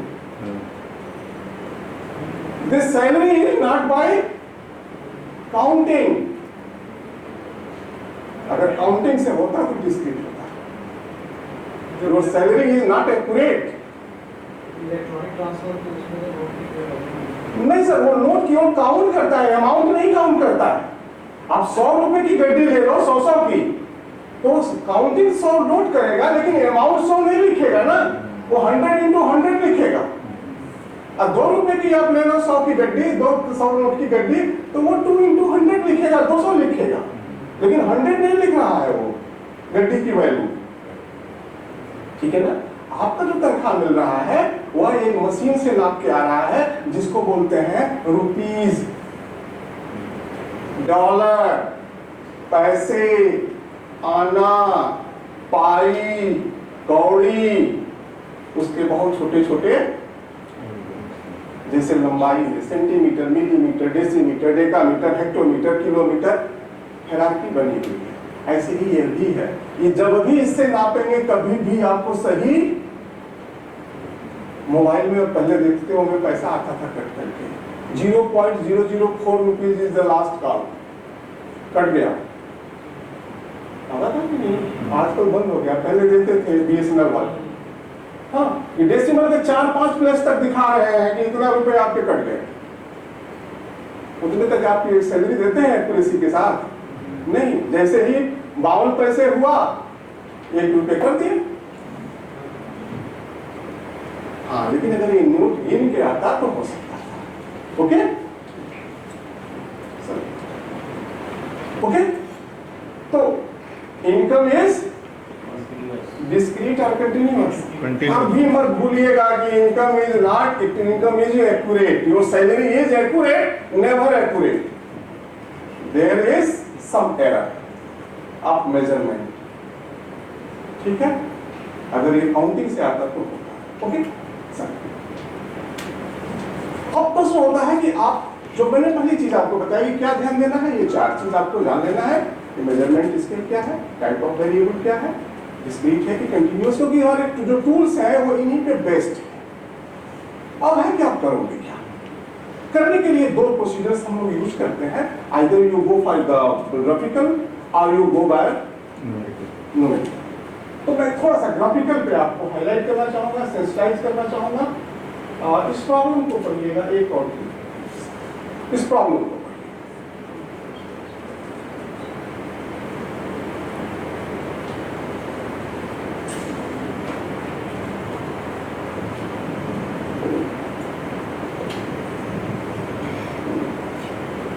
I think everyone got the question. Now I am going to put some queries. How many researchers were sent in the market? 3 researchers. 3. For what type of data collection? Quantitative or qualitative? Quantitative. Discrete or continuous? Continuous. Continuous. Okay? It was nominal, interval or ratio? Ratio. It was ratio because 0 rupees income means no income. Okay. How many observations on how many variables each researcher was having? Her researcher के पास कितने variable थे और कितने observation थे? Variable 1, number of observation 5,60,162. अगर आप 2011 की census देखोगे, आप गूगल पे डाल के, तो बनारस का नंबर ऑफ फैमिली यही है, बनारस डिस्ट्रिक्ट का इन 2011. अब all students were having same data or different data?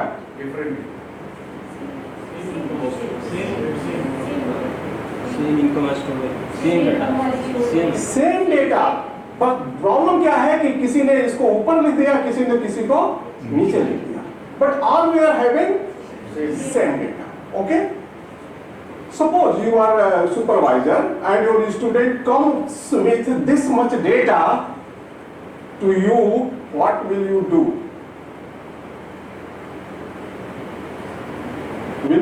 क्या मतलब आप खुश हो जाओगे या दुखी हो जाओगे? I'm just asking, you will be happy or not? Not happy. Not. Because it is a garbage like thing. You can't say anything but so many numbers. Sir, click.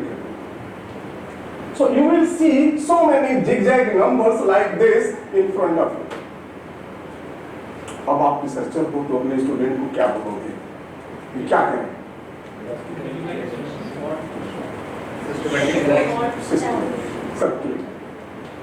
तो आप सजेस्ट करोगे कि don't show me the data like this.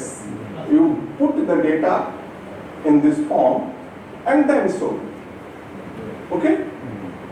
वो उस data से मैं नहीं बनाया. Okay? What is called? Classification, frequency distribution, like that. Okay? Sir ठीक बन गया. इसके बाद आप कहोगे let us visualize it. एक क्लिक करो.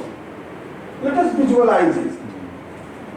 तो सुपरवाइजर ने तीनों को ये बात समझा दी कि you go and do this one. Okay? After certain time, all three came with their figures. Sir. Student first, student second, student third.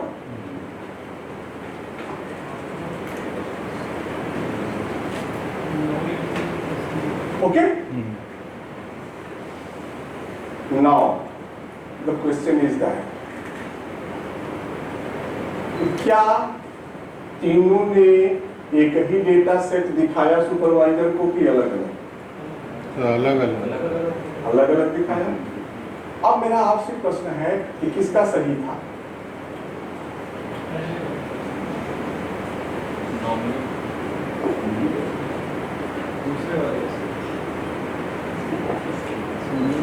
Sir पहला सही लगा. हाँ? लार्ज नंबर ऑफ डेटा अगर कलेक्ट करें तो नॉर्मली नॉर्मल कर लेगा sir. कहाँ लिखा है? इनकम के संबंध में कहाँ लिखा है? कम इनकम भी ज्यादा लोग होंगे. ये assumption है सर कि सर कहीं लिखा होगा तभी ना एग्जाम्पशन है. कहाँ से आप जान गए? जहां से भी जाने हैं वहां फिर जाके पढ़िएगा. It is not for data. अगर ये सबसे बड़ा कंफ्यूजन है इस सब्जेक्ट का.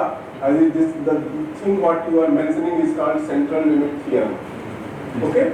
The central limit theorem tells about sample mean, not about sample data. Okay?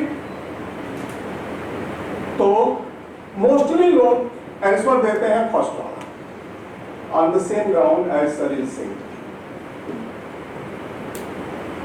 अभी कुछ आप बोल रहे हैं। हाँ, कम इनकम वाले ज्यादातर लोग होंगे, इसलिए डेटा तो पॉजिटिव। सर क्लियर है, क्लियर है। कौन सा क्लियर है? थर्ड वाला। अच्छा चलिए, अच्छा चलिए, आप सभी लोग तो बनारस से परिचित हो ना? ओके। इसमें से कौन दिखा रहा है कि ये सर्वे रविंद्रपुरी कॉलोनी में किया गया है? Second one. हाँ? कौन सा कह रहा है कि बीएचयू कैंपस में किया गया है? बीएचयू कैंपस में कि एम्प्लॉय से? क्यों आप कह रहे हैं? हाई इनकम की फैमिलीज ज्यादा मिलेगी। बनारस में क्या मिलेगा? पहला वाला होगा, पहला वाला राम राज्य है। पहला वाला राम राज्य है, ना तो बहुत गरीब मिलेंगे ना तो बहुत अमीर मिलेंगे, ठीक है? लेकिन पूरे हिंदुस्तान में क्या है? सेकेंड। लो इनकम पे फैमिलीज की फ्रीक्वेंसी बहुत ज्यादा मिलेगी, ठीक है? कोई आप और एग्जांपल दे सकते हैं रियल लाइफ का जो इस तरह का बिहेवियर रखता हो?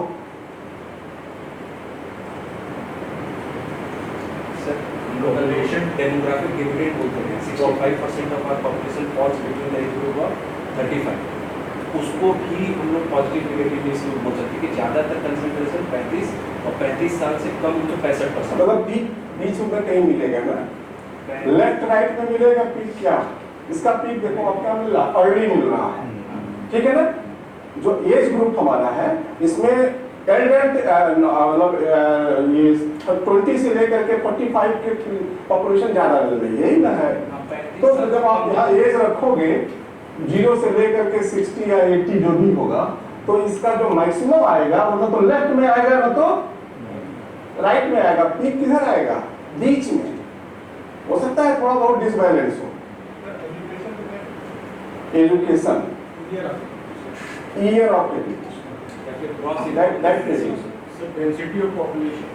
Density of population according to what? Location या क्या? अरे सबसे बड़ी है कि लोगों की जमीन, लैंड होल्डिंग साइज। आप हर व्यक्ति का लैंड होल्डिंग साइज पता कर लीजिए। यहीं पर, यही 0 पर ही 0 हेक्टेयर के पास ही जो है, और उसके बाद 20 हेक्टेयर तक चला जाएगा, 25 हेक्टेयर, बहुत कम मिलेगा, 2 लोग 4 लोग मिलेंगे। तो वो डिस्ट्रीब्यूशन भी इसी तरह का नेचर नहीं होगा। तो हमारा काम क्या है कि विजुअलाइज करना चीजों को। ये कब विजुअलाइज करेंगे? जब हम अपनी थिंकिंग को इस तरह से एलेबोरेट करेंगे। ओके? तो जनरली हम लोग इसे कुछ नाम देते हैं, पॉजिटिव स्क्यूड, नेगेटिव स्क्यूड कहते हैं ना। किसको पॉजिटिव बोलते हैं? सेकेंड वाला पॉजिटिव है। यहाँ भी बहुत सारे कंफ्यूजन्स हैं किताबों में जो लिखा हुआ है। किताबों में लिखा है कि अगर इस तरह का कोई डिस्ट्रीब्यूशन है तो इस डिस्ट्रीब्यूशन का मोड सबसे कम होगा, उससे बड़ा मीडियन होगा, उससे बड़ा मीन। अभी मैं आपको दिखाता हूँ कि गलत है, ठीक है? स्टैटिस्टिक्स में कुछ भी इन जनरल एक्यूरेट नहीं है, पहली बार मैं बता रहा हूँ। तो जब भी आप लिखो ये सोच समझ के लिखिए, क्योंकि कभी भी आपको क्रॉस किया जा सकता है नेगेटिव, ठीक है सर? अब तो ग्राफ से दिखाते हैं, आगे बढ़ते हैं। अब बहुत सारे ग्राफ आप यूज भी करते हो अपने रिसर्चेज में। हाँ, अब बस थोड़ा सा इस पे मैं चर्चा करता हूँ। ये बहुत बेसिक ग्राफ है और बहुत बड़ा कंफ्यूजन है इसमें। ये दोनों सेम ग्राफ है कि डिफरेंट है? अब कोई नाम बताएगा हमको? पहले वाले का क्या नाम, दूसरे वाले का नाम? Bar graph. और कौन सा, पहला वाला कि दूसरा वाला? पहला वाला बार ग्राफ, दूसरा वाला। देखने में तो दोनों एक जैसे लग रहा है तो फर्क क्या है? जब आप स्टूडेंट को टीच करोगे तो आपको हो सकता है कि कभी समझाने की जरूरत पड़े। हिस्टोग्राम में सर हर पॉइंट पे नंबर है। हिस्टोग्राम के लाइन में कहीं भी उंगली रख देंगे, सब पे कुछ ना कुछ नंबर है। सर विड्थ अलग अलग है, उसमें विड्थ अलग वेट्स है। अलग अलग है। और सर की बात पे पहले बोलो, हमारे काम लायक सर बोले हैं। वो सर आ गए।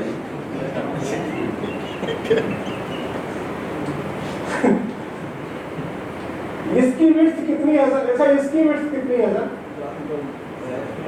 10। इसकी विड्थ कितनी है? दिया नहीं।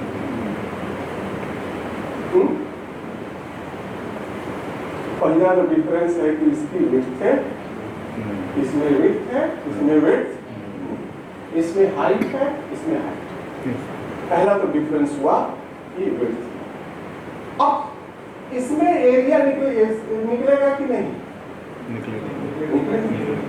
इसमें रेक्टेंगल है कि नहीं? जब विड्थ ही नहीं है तो रेक्टेंगल कहां से होगा? ठीक है, तो वो केवल एक क्या है? एक डंडा है, एक धागा है। ठीक है, बस धागा इतना पतला होता है कि दिखेगा नहीं, इसलिए थोड़ा बहुत इसको मोटा धागा दिखा देते हैं, इसी से मोटा ही नहीं दिखाते, अदरवाइज ये क्या हो जाएगा?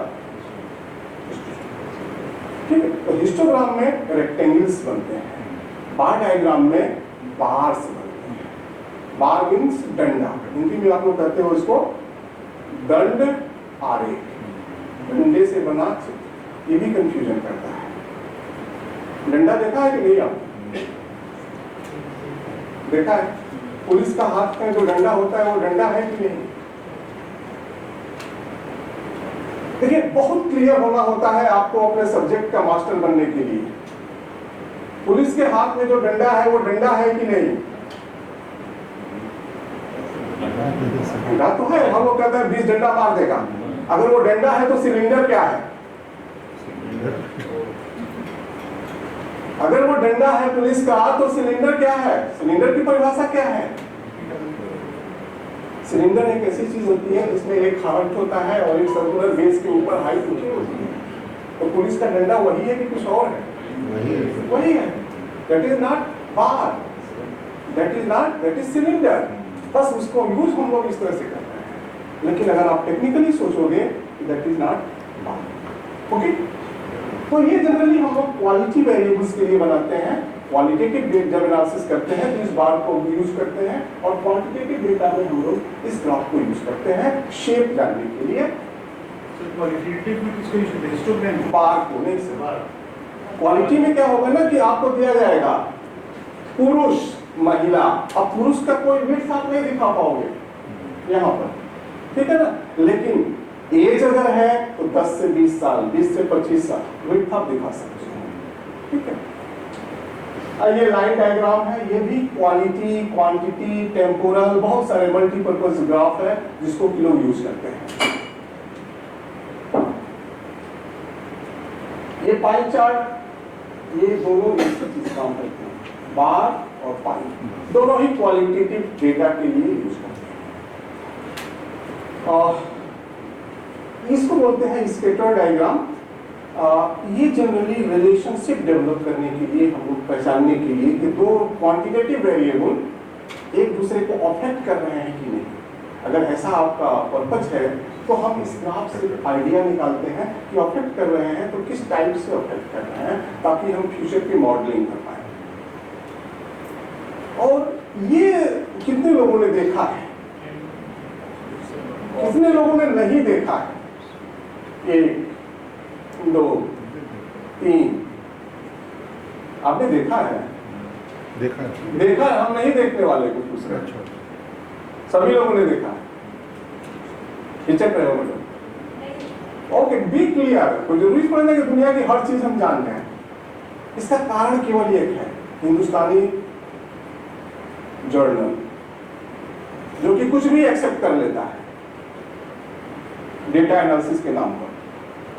आप इंटरनेशनल जर्नल उठा के देखिए, हर जर्नल में आपको कहीं ना कहीं किसी न किसी पेपर में ये ग्राफ दिखाई दे जाएगा। ये ग्राफ एक्चुअली जो आप डेटा कलेक्ट करते हो उस डेटा की कहानी बताता है। कि वो डेटा कैसा था। हाँ, और जब आप इस डेटा को नहीं दिखाते हो, हिस्टोग्राम दिखा देते हो, तो इस कहानी में बहुत सारे मैनिपुलेशंस आप कर सकते हो। हाँ, तो ये करता क्या है कि आपके डेटा को 4 सेगमेंट में बांटता है। सपोज करिए कि अगर हमारे पास ये 11 पर्सन्स के एज है, ठीक है, तो हम इस एज की लाइन को ये 4 पार्ट में बांट देगा। इस वर्टिकली ये फिगर बना हुआ है, इस लाइन, इस डेटा को, इस पूरी लाइन को 4 हिस्सों में बांटेगा। कैसे कैसे बांटेगा? तो पहले निकालेगा कि सबसे बीच में कौन सी वैल्यू है, जिसको कि आप कहते हो मीडियन। फिर जब ये निकल गया तब ये खोजेगा कि ये जो मीडियन है, ये इसके ऊपर जो बचे हैं इसका सेंटर कौन है, और जो नीचे बचे हैं उसका सेंटर कौन है, जिसे आप कहते हो फर्स्ट एंड थर्ड पॉइंट। और फिर मिनिमम क्या है और मैक्सिमम। अगर आपके बीच चारों दूरियां बराबर हैं तो आपका डेटा हमेशा, जो पहला वाला ग्राफ हमने दिखाया था इनकम का, वो ऐसा ही बनेगा। आपका डिस्ट्रीब्यूशन उसी तरह का है, मीन्स बेल शेप्ड है, सिमेट्रिक है, ठीक है। लेकिन ये भी ध्यान दीजिए, हर बेल शेप्ड और सिमेट्रिक नॉर्मल नहीं होता। हर बेल शेप्ड और सिमेट्रिक नॉर्मल नहीं होता है, हो सकता है कि नॉर्मल ना हो। अब ये इन्हीं डिस्टेंसेस को यहाँ पे दिखा दिया जाता है। अब देखते हैं कि यहाँ से यहाँ तक की दूरी कितनी है, यहाँ से यहाँ तक की दूरी कितनी है, यहाँ से यहाँ तक की। अब जो आप डिस्पर्सन निकालते हो वो पूरे लेंथ को बताता है, इंडिविजुअल सेगमेंट को नहीं बताता है कि आपके डेटा में मैक्सिमम डेटा किस पोर्शन में पड़े हुए थे, मैक्सिमम लोगों का झुकाव किस ब्रांड के ऊपर था।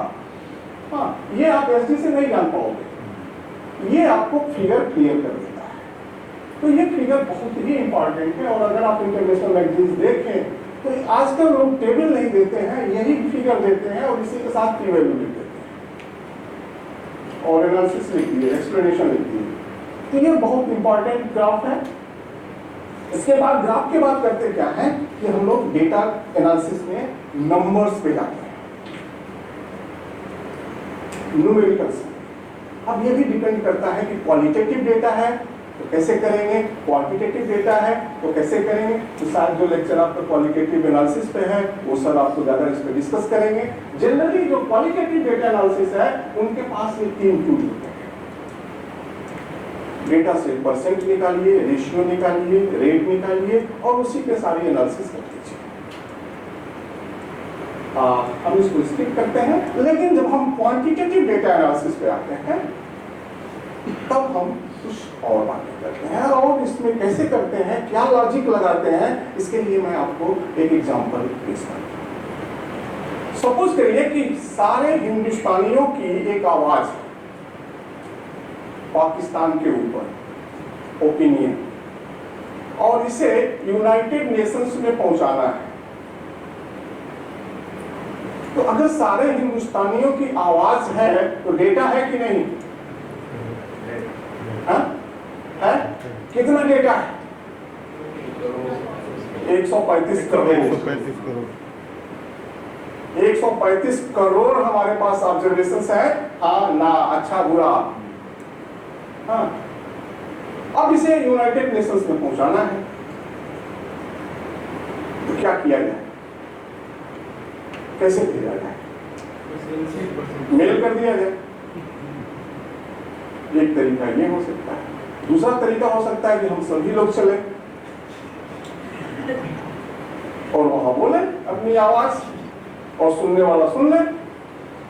तीसरा तरीका क्या हो सकता है कि हम अपने में से एक आदमी को प्रतिनिधि बना दे दें, चुन लें और उसी को भेज दें, जा भैया तू बोला। अगर हमको विश्वास है उस पर, तो कौन सा ज्यादा सुटेबल तरीका आपको लग रहा है?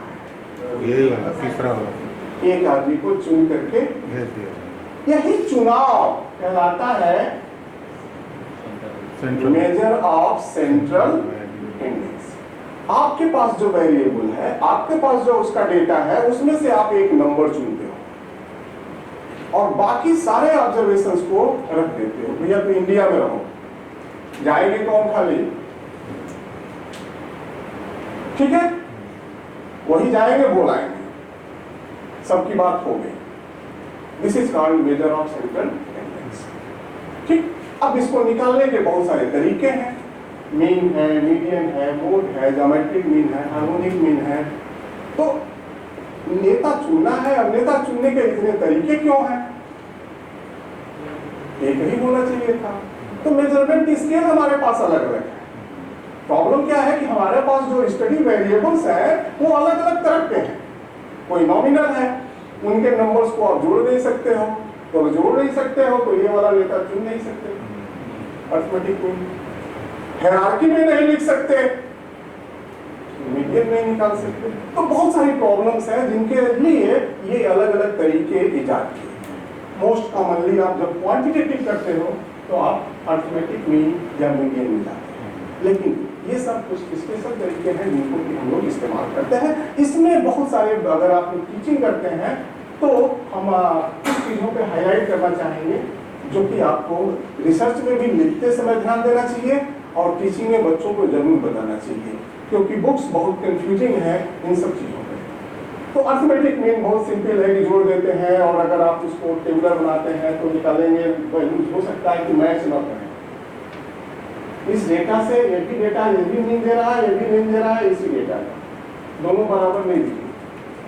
इसलिए जब आपने ग्रुप किया तो सब्जेक्टिविटी ला दी, सब्जेक्टिविटी लाई तो रिजल्ट्स में वेरिएशन हो गया।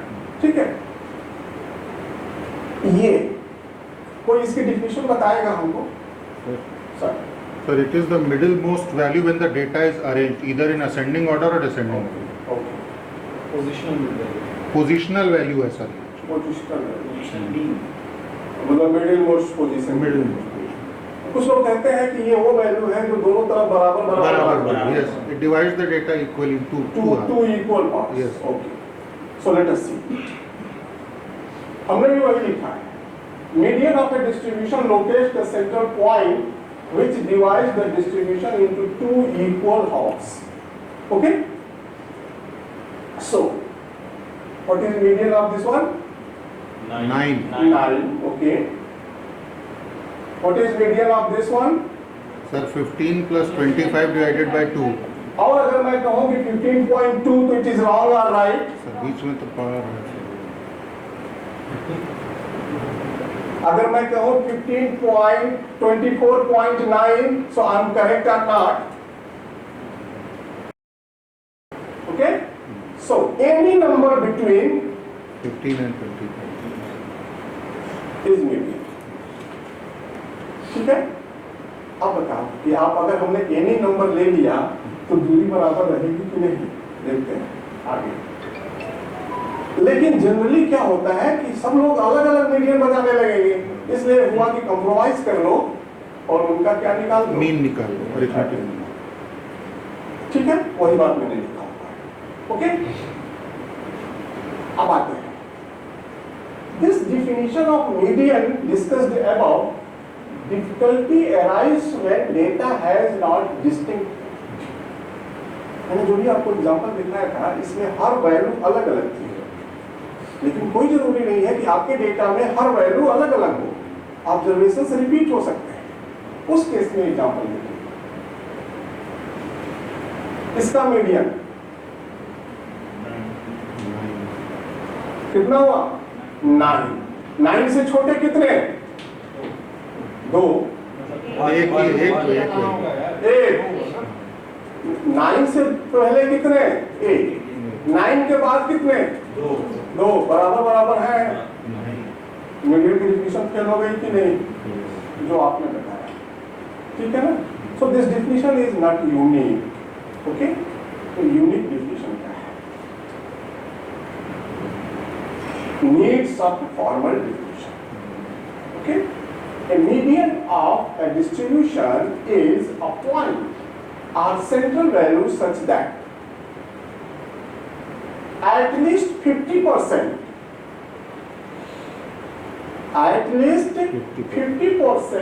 of the observations are less than or equal to it।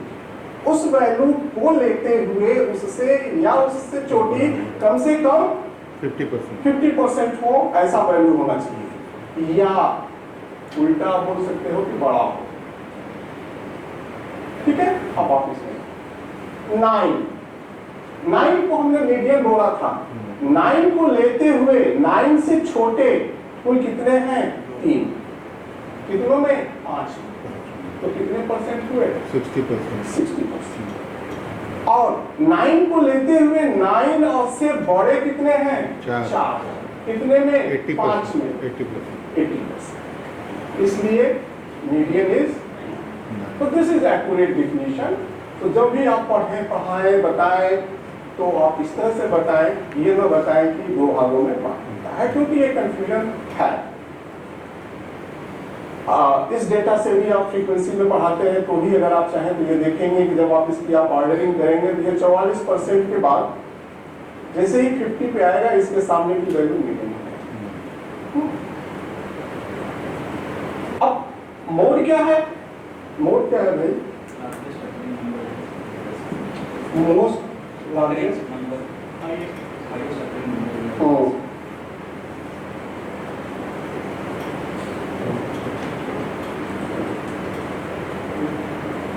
हाँ, हम 1:30 बजे पहुंचेंगे, 1:30 बजे। अभी एक जगह फंसे हुए हैं। एक तरफ बाहर है, 1:30 बजे तक आएगा।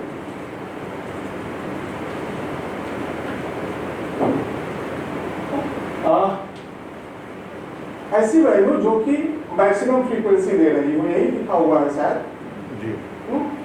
और discrete data set if the value having highest frequency mode is not majority. एक कंफ्यूजन होता है कि लोग कहते हैं कि ये मेजॉरिटी है, मेजॉरिटी हमेशा 50% से ज्यादा पे बोलते हैं। ठीक है, हो सकता है कि फ्रीक्वेंसी हमारी सबसे ज्यादा हो लेकिन उसका परसेंटेज टोटल में 50% से कम हो। ये चीज बस ख्याल रखना होता है कि mode is not majority in the sense that 50% observations are more or less. Okay?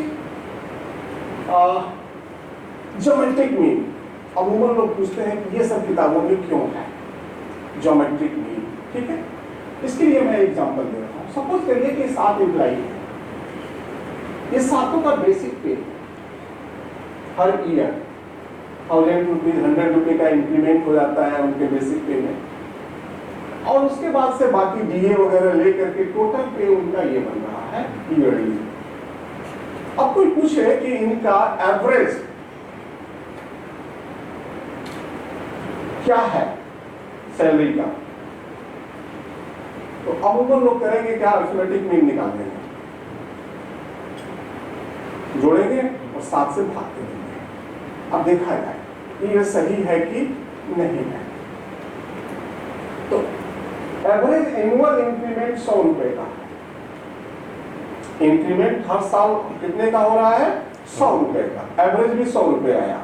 Average annual increase salary में आ रही है 397 रुपीज, अगर आप इसे टोटल से करोगे।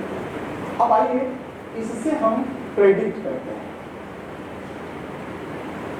1000 रुपये 1100 1200 ये बढ़ता चला जाएगा, लेकिन अगर 397 आप इसमें ऐड करते चले जाए तो इससे मैच नहीं करेगा, क्योंकि हमने एवरेज दिया है। ऐसे सिचुएशन में करते क्या है? ज्योमेट्रिक मीन निकालते हैं। जब आपका ग्रोथ का डेटा हो, ग्रोथ हो रहा हो, लीनियर ग्रोथ ना हो, हाँ कुछ मल्टीप्लाई होकर के ग्रोथ हो रहा हो, तो ग्रोथ डेटा में हम लोग ज्योमेट्रिक मीन यूज करते हैं। So BP is increasing fixed quantum तो बेसिक पे, तो बेसिक पे में आप अरिथमेटिक मीन निकाल दीजिए, लेकिन टोटल पे आपका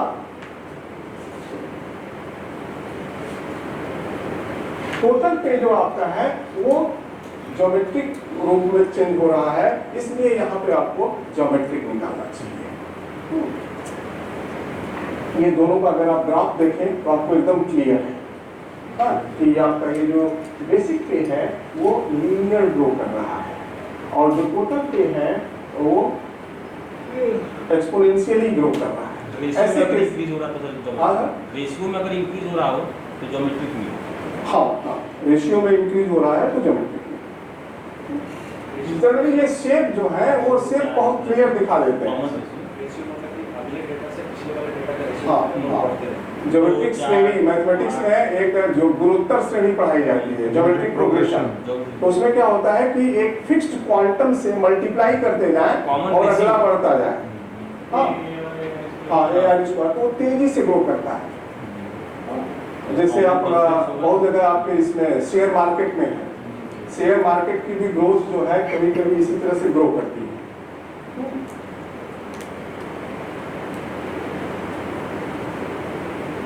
दूसरा चीज है कि ये आउटलायर मैनेजमेंट भी करता है।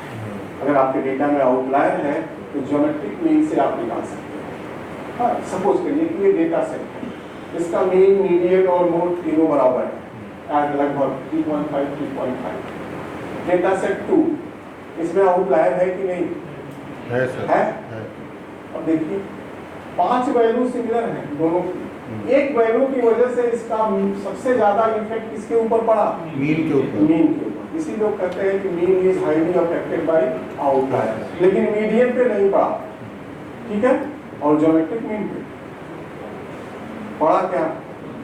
बहुत कम पड़ा। अब मीडियन केवल सेंट्रल वैल्यू यूज करता है, इसलिए मीडियन को लोग यूज नहीं करते हैं, क्योंकि सारी वैल्यूज को यूज नहीं करता, लेकिन ज्योमेट्रिक मीन सारी वैल्यूज को यूज कर सकता है। इसलिए आप इसकी जगह पे रिप्लेस कर सकते हैं अगर आप डिस्क्रिप्टिव एनालिसिस में है तो। और भी है वेटेड मीन, तो हम इसको छोड़ते हैं कि किसको चुना जाए। हार्मोनिक मीन, हार्मोनिक मीन में क्या होता है कि जब आपका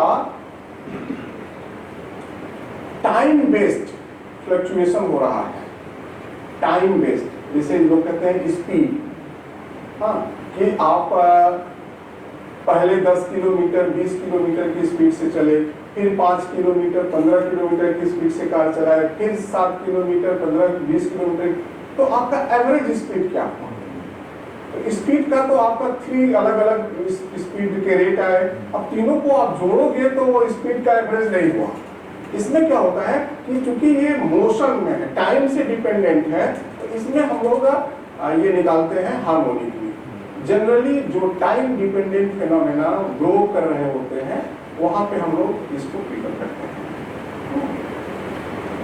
अब प्रश्न है कि कौन सा चुनना चाहिए, तो ये कोई एक आदमी इसका जवाब तो नहीं दे सकता है, लेकिन इस पे मैं आपको बस केवल एक एग्जाम्पल दिखाऊंगा जो कि स्टैटिस्टिक्स के लिए लोग जोक के रूप में यूज करते हैं। जोक ये है कि एक पटवारी था, पटवारी उसको कहते हैं जो लैंड रिकॉर्ड मेंटेन करता है, पुराने जमाने में उसको पटवारी करते थे। वो अपनी फैमिली को लेकर के कहीं जा रहा था विजिट पे, रास्ते में एक नदी आई, तालाब, और उसको क्रॉस करना था।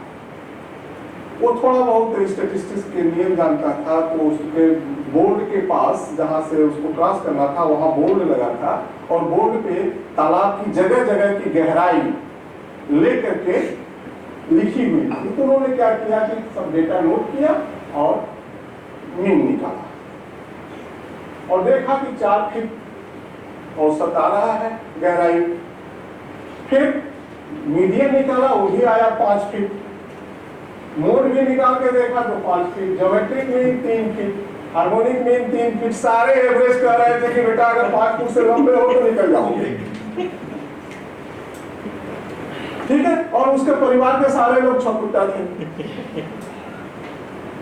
Then he decided to cross, हम सारे लोग। अब यहां लोग कहते हैं कि स्टैटिस्टिक्स गलत है। नहीं, एवरेज का चयन हमेशा आप अपने ऑब्जेक्टिव के अनुसार करिए।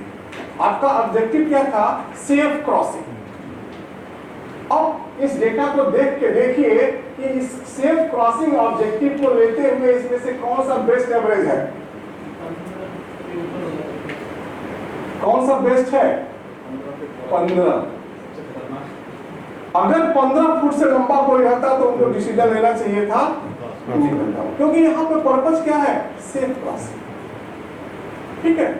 तो वहां पे टूल्स ये नहीं है कि मीन मीडियन मोड ही खाली टूल है एवरेज निकालने की, ठीक है? ये डिपेंड करता है कि आपका ऑब्जेक्टिव क्या है, इस पे आप तब उसको टूल को सेलेक्ट करो डिसीजन मेकिंग।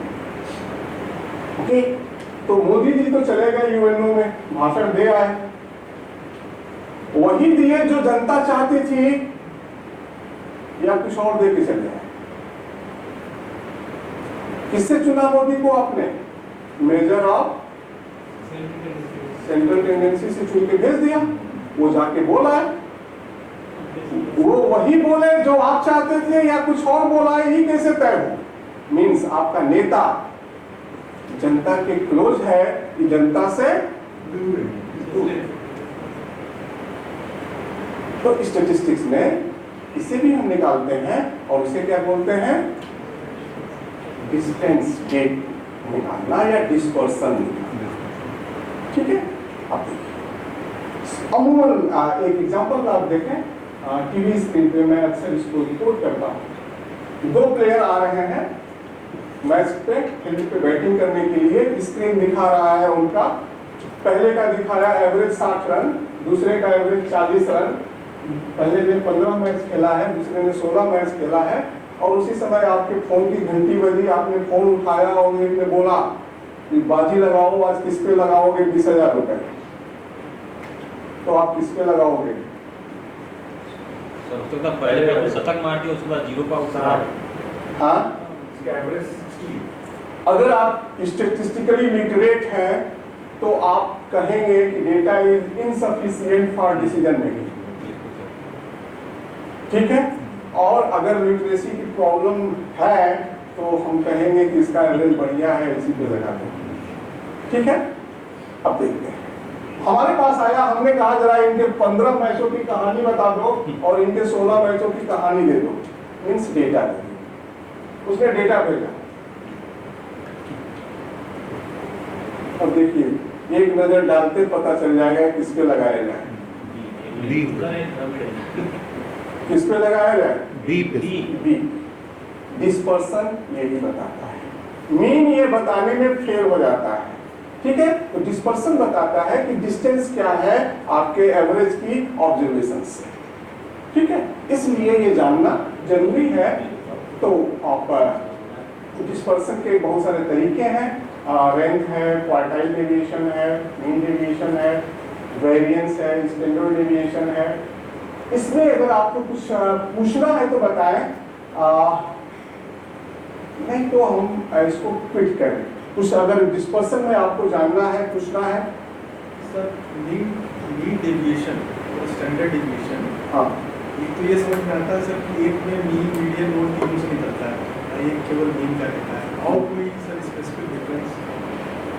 केवल और केवल एक ही स्पेसिफिक डिफरेंस है, वो यही है कि मीन डेविएशन किसी से, केवल मीन मीडियन मोड से ही नहीं, किसी से भी, मिनिमम से भी, मैक्सिमम से भी, किसी से भी निकाल सकता है।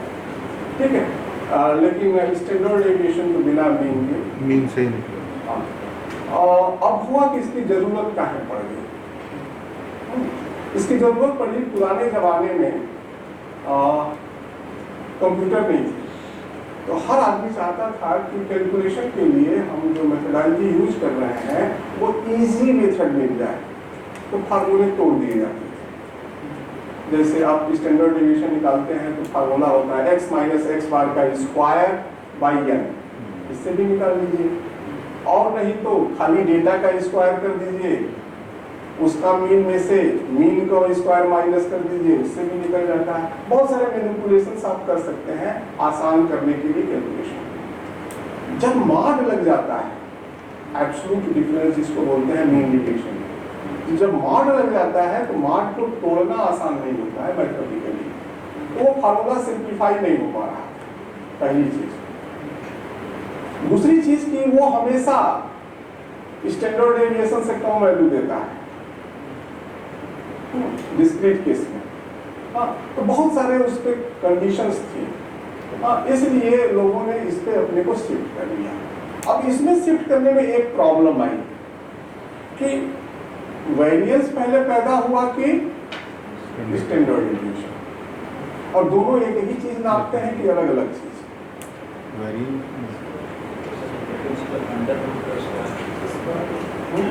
वेरिएंस और स्टैंडर्ड डेविएशन दोनों एक ही चीज बताते हैं कि अलग अलग? स्टैंडर्ड डेविएशन तो थोड़ा सा बात कर लीजिए।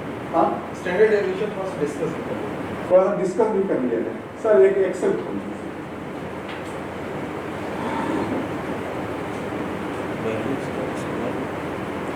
वेरिएंस स्क्वायर होता है स्टैंडर्ड डिवीजन। एक में नेगेटिव एस्पेक्ट है, वो तो एक नेगेटिव में जा रहा है, एक पॉजिटिव में जा रहा है, तो वो डिस्टेंस तो है ना मीन से, तो स्क्वायर में हमारा स्क्वायर पॉजिटिव ही होगा, स्टैंडर्ड पॉजिटिव पॉजिटिव नहीं इंटरप्रेट सर इसको मैथमेटिकली मत देखो। क्वेश्चन इंटरेस्टिंग क्या है, मैथमेटिकली नहीं, how to infer in time is more important.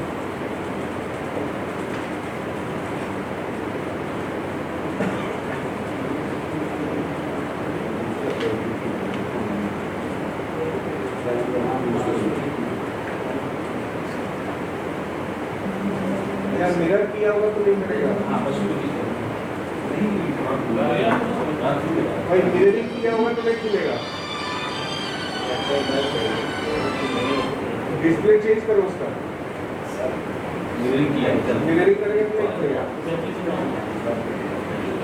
Function के साथ वो ऊपर कागज लिए है ना, कागज लिए है ना। चलिए मैं कुछ बोल रहा हूँ, लेकिन मैं 5 बच्चों की एज बोल रहा हूँ, years. 1 year, 2 year, 3 year, 4 year, 5 year. ठीक है, इसका मीन कितना होगा? 1 2 3 4 5 सब टाइप कर दीजिए।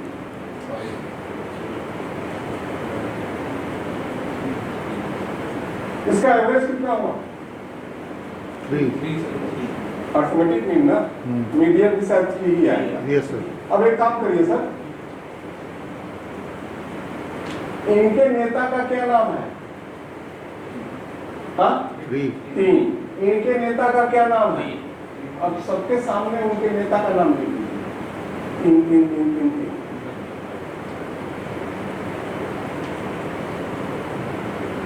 छह मत कीजिए सर, 5 ही करिए सर, 5। 9th वाली रो मिटा दीजिए। चलिए, ये लोग ये आवाज लिए थे, नेता गया यूएनओ में तो इनके आवाज 1 थी, बोला कितना? 3। इनकी आवाज 2 थी, बोला कितना? 3। अब देखा जाए कि नेता और जनता में दूरी क्या है। तो सर अब यहाँ लिख दीजिए इक्वल टू 1 -2। और उस तरह से मत करिए सर, उस सेल में क्लिक करिए, डी में क्लिक कर दीजिए, माइनस ई में क्लिक कर दीजिए, इंटर, -2। अब इसको खींच दीजिए। अब दूरी आ रही कि नहीं? जनता से नेता की दूरी आ गई। ठीक है, अब देखा जाए कि अब कितनी दूरियां आई, जितनी जनता थी उतनी दूरी आ गई। फिर डेटा आ गया एक तो, अब इस डेटा से भी एक नेता चुन ले, इसी को कहते हैं डिस्पर्सन। इस डेटा से जब नेता चुन लिया तो डिस्पर्सन। ठीक है, तो अब इसका आप मीन निकाल लो, 0। ठीक है, तो आप क्या कहोगे कि नेता जो है औसतन सबके करीब है, लेकिन आप सच्चाई देखोगे यहाँ की दूरी 2 की है, यहाँ दूरी 2 की है, दूरी बहुत ज्यादा है नेता की जनता से। तो ये 0 आया क्यों? वो केवल एक प्रॉपर्टी के कारण आया कि जब आप ये डेविएशन मीन से लोगे तो इसका सम जितना नेगेटिव सम होगा उतना ही पॉजिटिव सम होगा और एडिशन 0 हो जाता है, इसलिए 0 हो जाता है। इससे बचने के लिए लोगों ने कहा कि इसकी मॉडुलस वैल्यू ले लो। सर यहाँ लिखिए इक्वल्स टू 2 ABS ब्रैकेट, बगल वाले में क्लिक कर दीजिए, -2 ब्रैकेट बंद और खींच दीजिए। लोगों ने कहा कि इसकी मॉडुलस वैल्यू ले लो, मीन्स नेगेटिव है तो पॉजिटिव ले लो, पॉजिटिव है तो पॉजिटिव, और इसका नेता चुन लो। तो इसका एवरेज यहाँ नहीं लीजिए, यहाँ पे क्लिक करिए, यहाँ एरो पे हाँ, इसमें एवरेज हो। इसको बोला गया मीन डेविएशन अबाउट। और हुआ कि तो दूरी किसी से ले सकते हैं, हाँ, तो मीन डेविएशन बन गया। लेकिन चूंकि मीडियन सारी वैल्यूज को कंसीडर नहीं करता है, तो लोगों ने मीडियन पे रिलाई करना कम किया। तो हुआ कि नहीं, मीन के लिए खोजो कुछ और रास्ता, ठीक है। तब लोगों ने कहा कि इसको भूल जाओ, ये जो एब्सोल्यूट होगा, ये माइनस को हटाने के लिए इसका स्क्वायर कर दो, कर दीजिए सर, इक्वल्स टू इसी में क्लिक करिए, स्टार 8 नंबर पे होगा सर स्लिप के साथ, फिर इसी में क्लिक कर दीजिए, बस इंटर स्क्वायर हो गया। अब इसको क्लिक किया, इसको कहा गया डेविएशन का स्क्वायर कर दो। अब चलिए, और इसका एवरेज निकाल लो सर, इसको कॉपी करके इधर बगल में पेस्ट करो। इसको क्या बोला गया, variance x minus x bar square divided by n, ठीक है।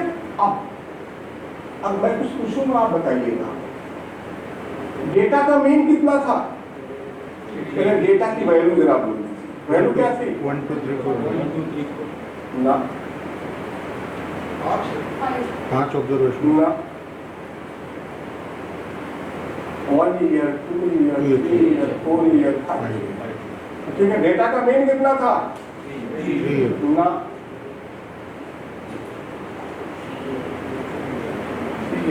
3 इयर्स, डेटा का मीन कितना था, 3 इयर्स, ओके। तो यहाँ पे हर 3 के सामने क्या लिखा है, इयर्स, ठीक है। यहाँ -2 के सामने ईयर लिखा है कि नहीं, बोलिए, नहीं लिखा है, ओके।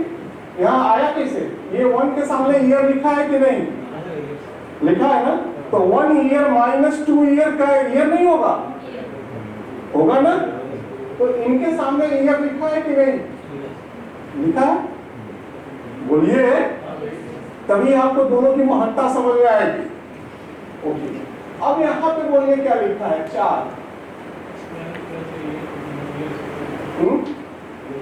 4 रुपए में 4 रुपए मल्टीप्लाई करेंगे तो कितने रुपए होगा, कितना वैल्यू हुआ,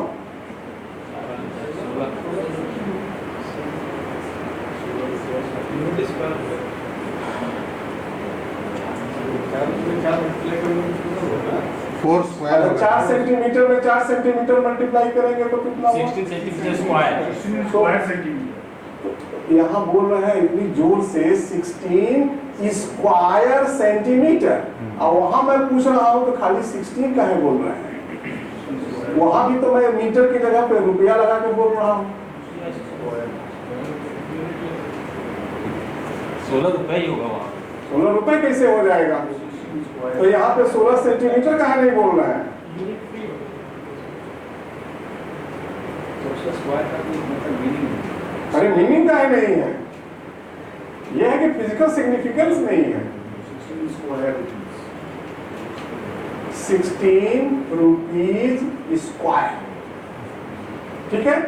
इसी तरह से यहाँ जो लिखा हुआ है, ये लिखा है 4 ईयर स्क्वायर, ये जो 10 आया है, क्या आया है सर, 10, इस 10 को क्या बोलेंगे, 10 ईयर स्क्वायर, और ये नाप क्या रहा है, दूरी, दूरी स्क्वायर में आएगा, स्क्वायर में क्या आता है, एरिया। इसका मतलब वेरिएंस हमेशा हमको क्या मेजर करता है, एरिया, और डिस्पर्सन में हम क्या चाहते हैं, डिस्टेंस। तो अब हमको डिस्टेंस पाने के लिए इसका स्क्वायर हटाना होगा, स्क्वायर हटाने के लिए क्या करेंगे, पावर में 1/2 कर देंगे तो ये स्क्वायर कट जाएगा, इसी से इसको क्या किया गया, स्क्वायर, तब वो आ जाएगा ईयर में, ठीक है। तो यहाँ पे अगर आप स्क्वायर रूट लेंगे तो यहाँ पे कर दीजिए इक्वल्स टू SQRT, नहीं 10 नहीं आएगी, 10 इन ब्रैकेट, उसी सेल में क्लिक कर दीजिए, ब्रैकेट क्लोज, 3.33, ये आया स्टैंडर्ड डेविएशन। अब इसको आप बोलेंगे ईयर, ठीक है। चूंकि मीन ही सारे वैल्यूज को रिप्रेजेंट करता है, इसलिए लोग मीन डेविएशन से डेविएट हो गए। हाँ, कि मीन डेविएशन से निकालते तो एक तो होता है कि मीन के लिए निकाल तो लेते, लेकिन फार्मूला हम सिंप्लीफाई नहीं कर पाते। इसमें क्या हुआ कि इसको निकालने का फार्मूला बहुत सारी जगह सिंप्लीफाई कर दिया गया। ठीक है, पहली चीज। दूसरी चीज, इसको बोलते हैं amount of information in data. जो वेरिएंस होता है वो होता है कि आपके डेटा में कितनी सूचना है।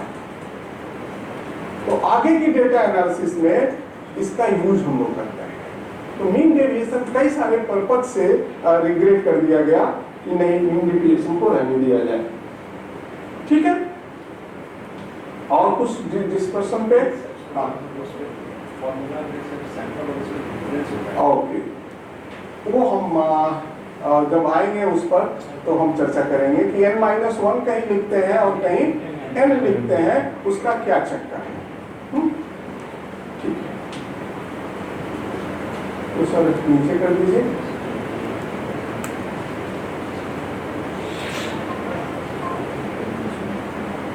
ठीक है, तो ये बहुत सारे हैं इसमें प्रॉब्लम्स, अलग अलग कि किसको कब चुनना चाहिए।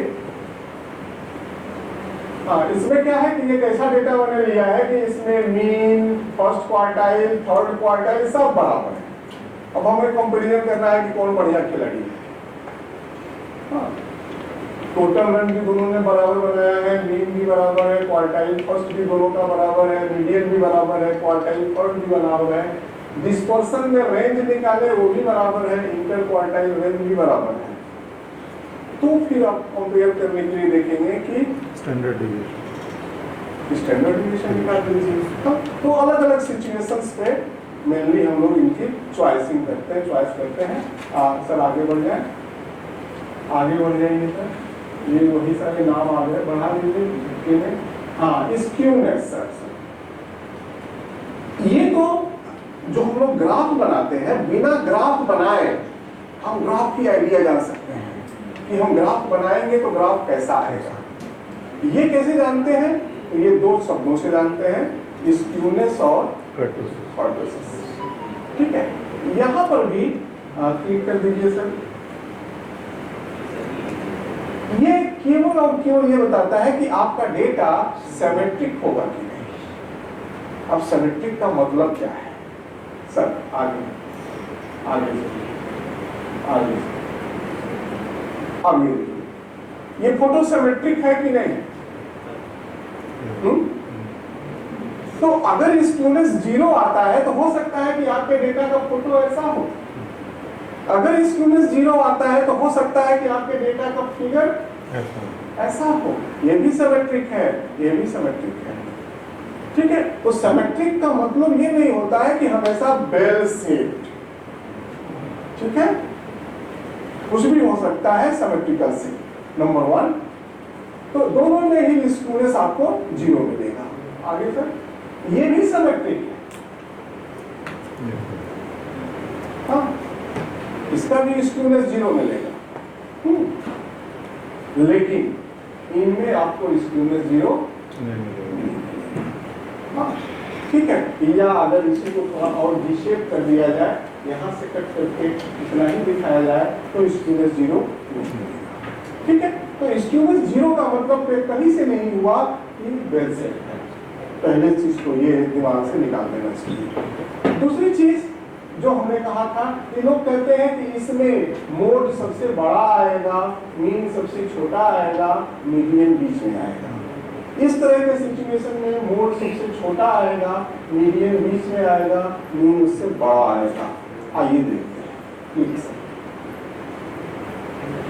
आगे ऐसा कहा जाता है। आगे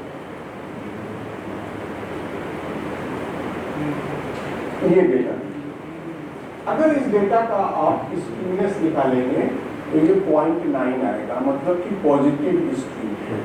मीन्स इसका पीक पहले मिलेगा बाएं हाथ की ओर, और आपके सिचुएशन के अनुसार इसका मोड छोटा होना चाहिए मीन से।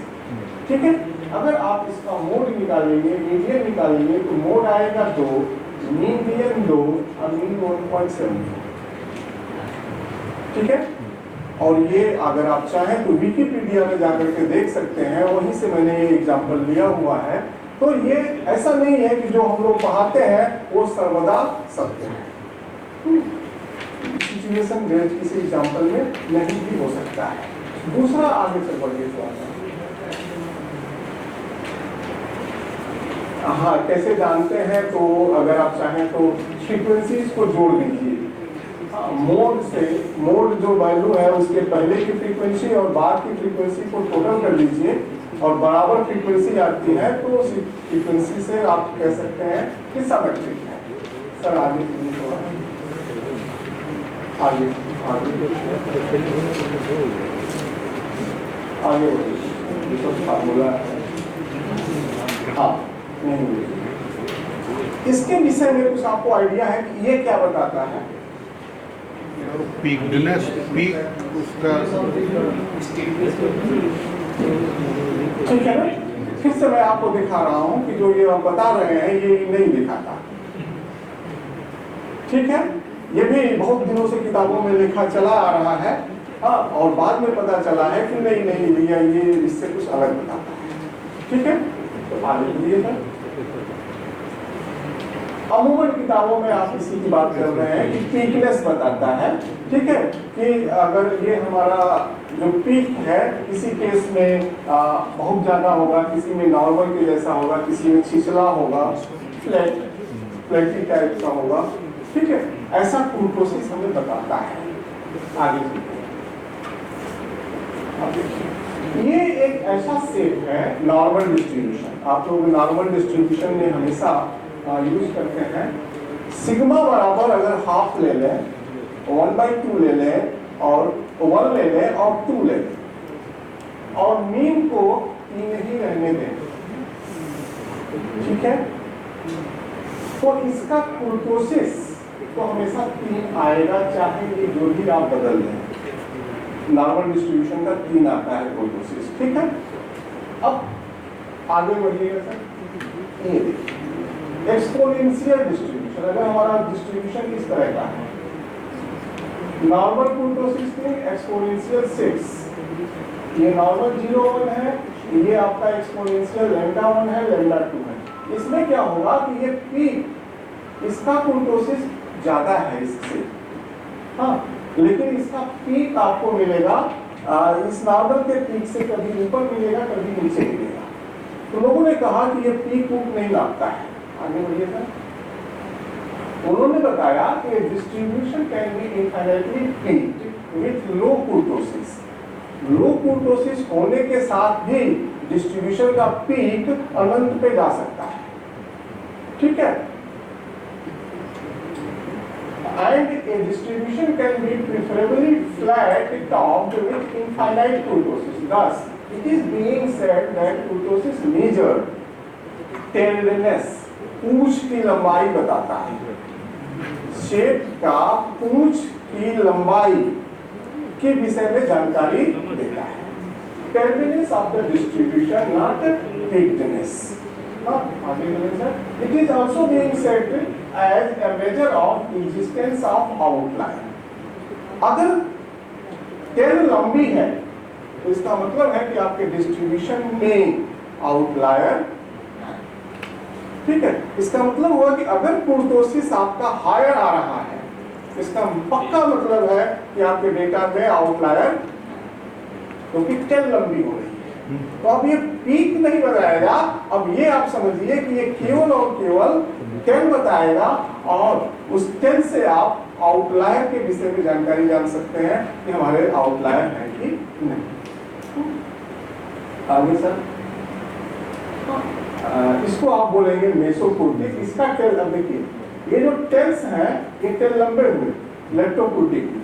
आगे फिर सर इसका और फ्लैट जाएगा, बहुत चपटा होकर जाएगा टेल। नॉर्मल का टेल बहुत सिस्टमेटिक रहेगा।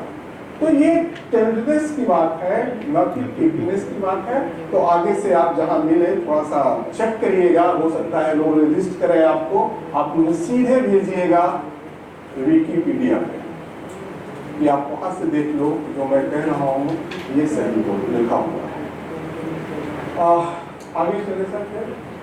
मल्टीवेरिएट डेटा, कोरिलेशन, रिग्रेशन, इसको कंटिन्यू हाँ 2 डेज में सर हमारा असाइनमेंट वहाँ NTA का एग्जाम का सब चलना है, वहाँ से कॉल आ रही है।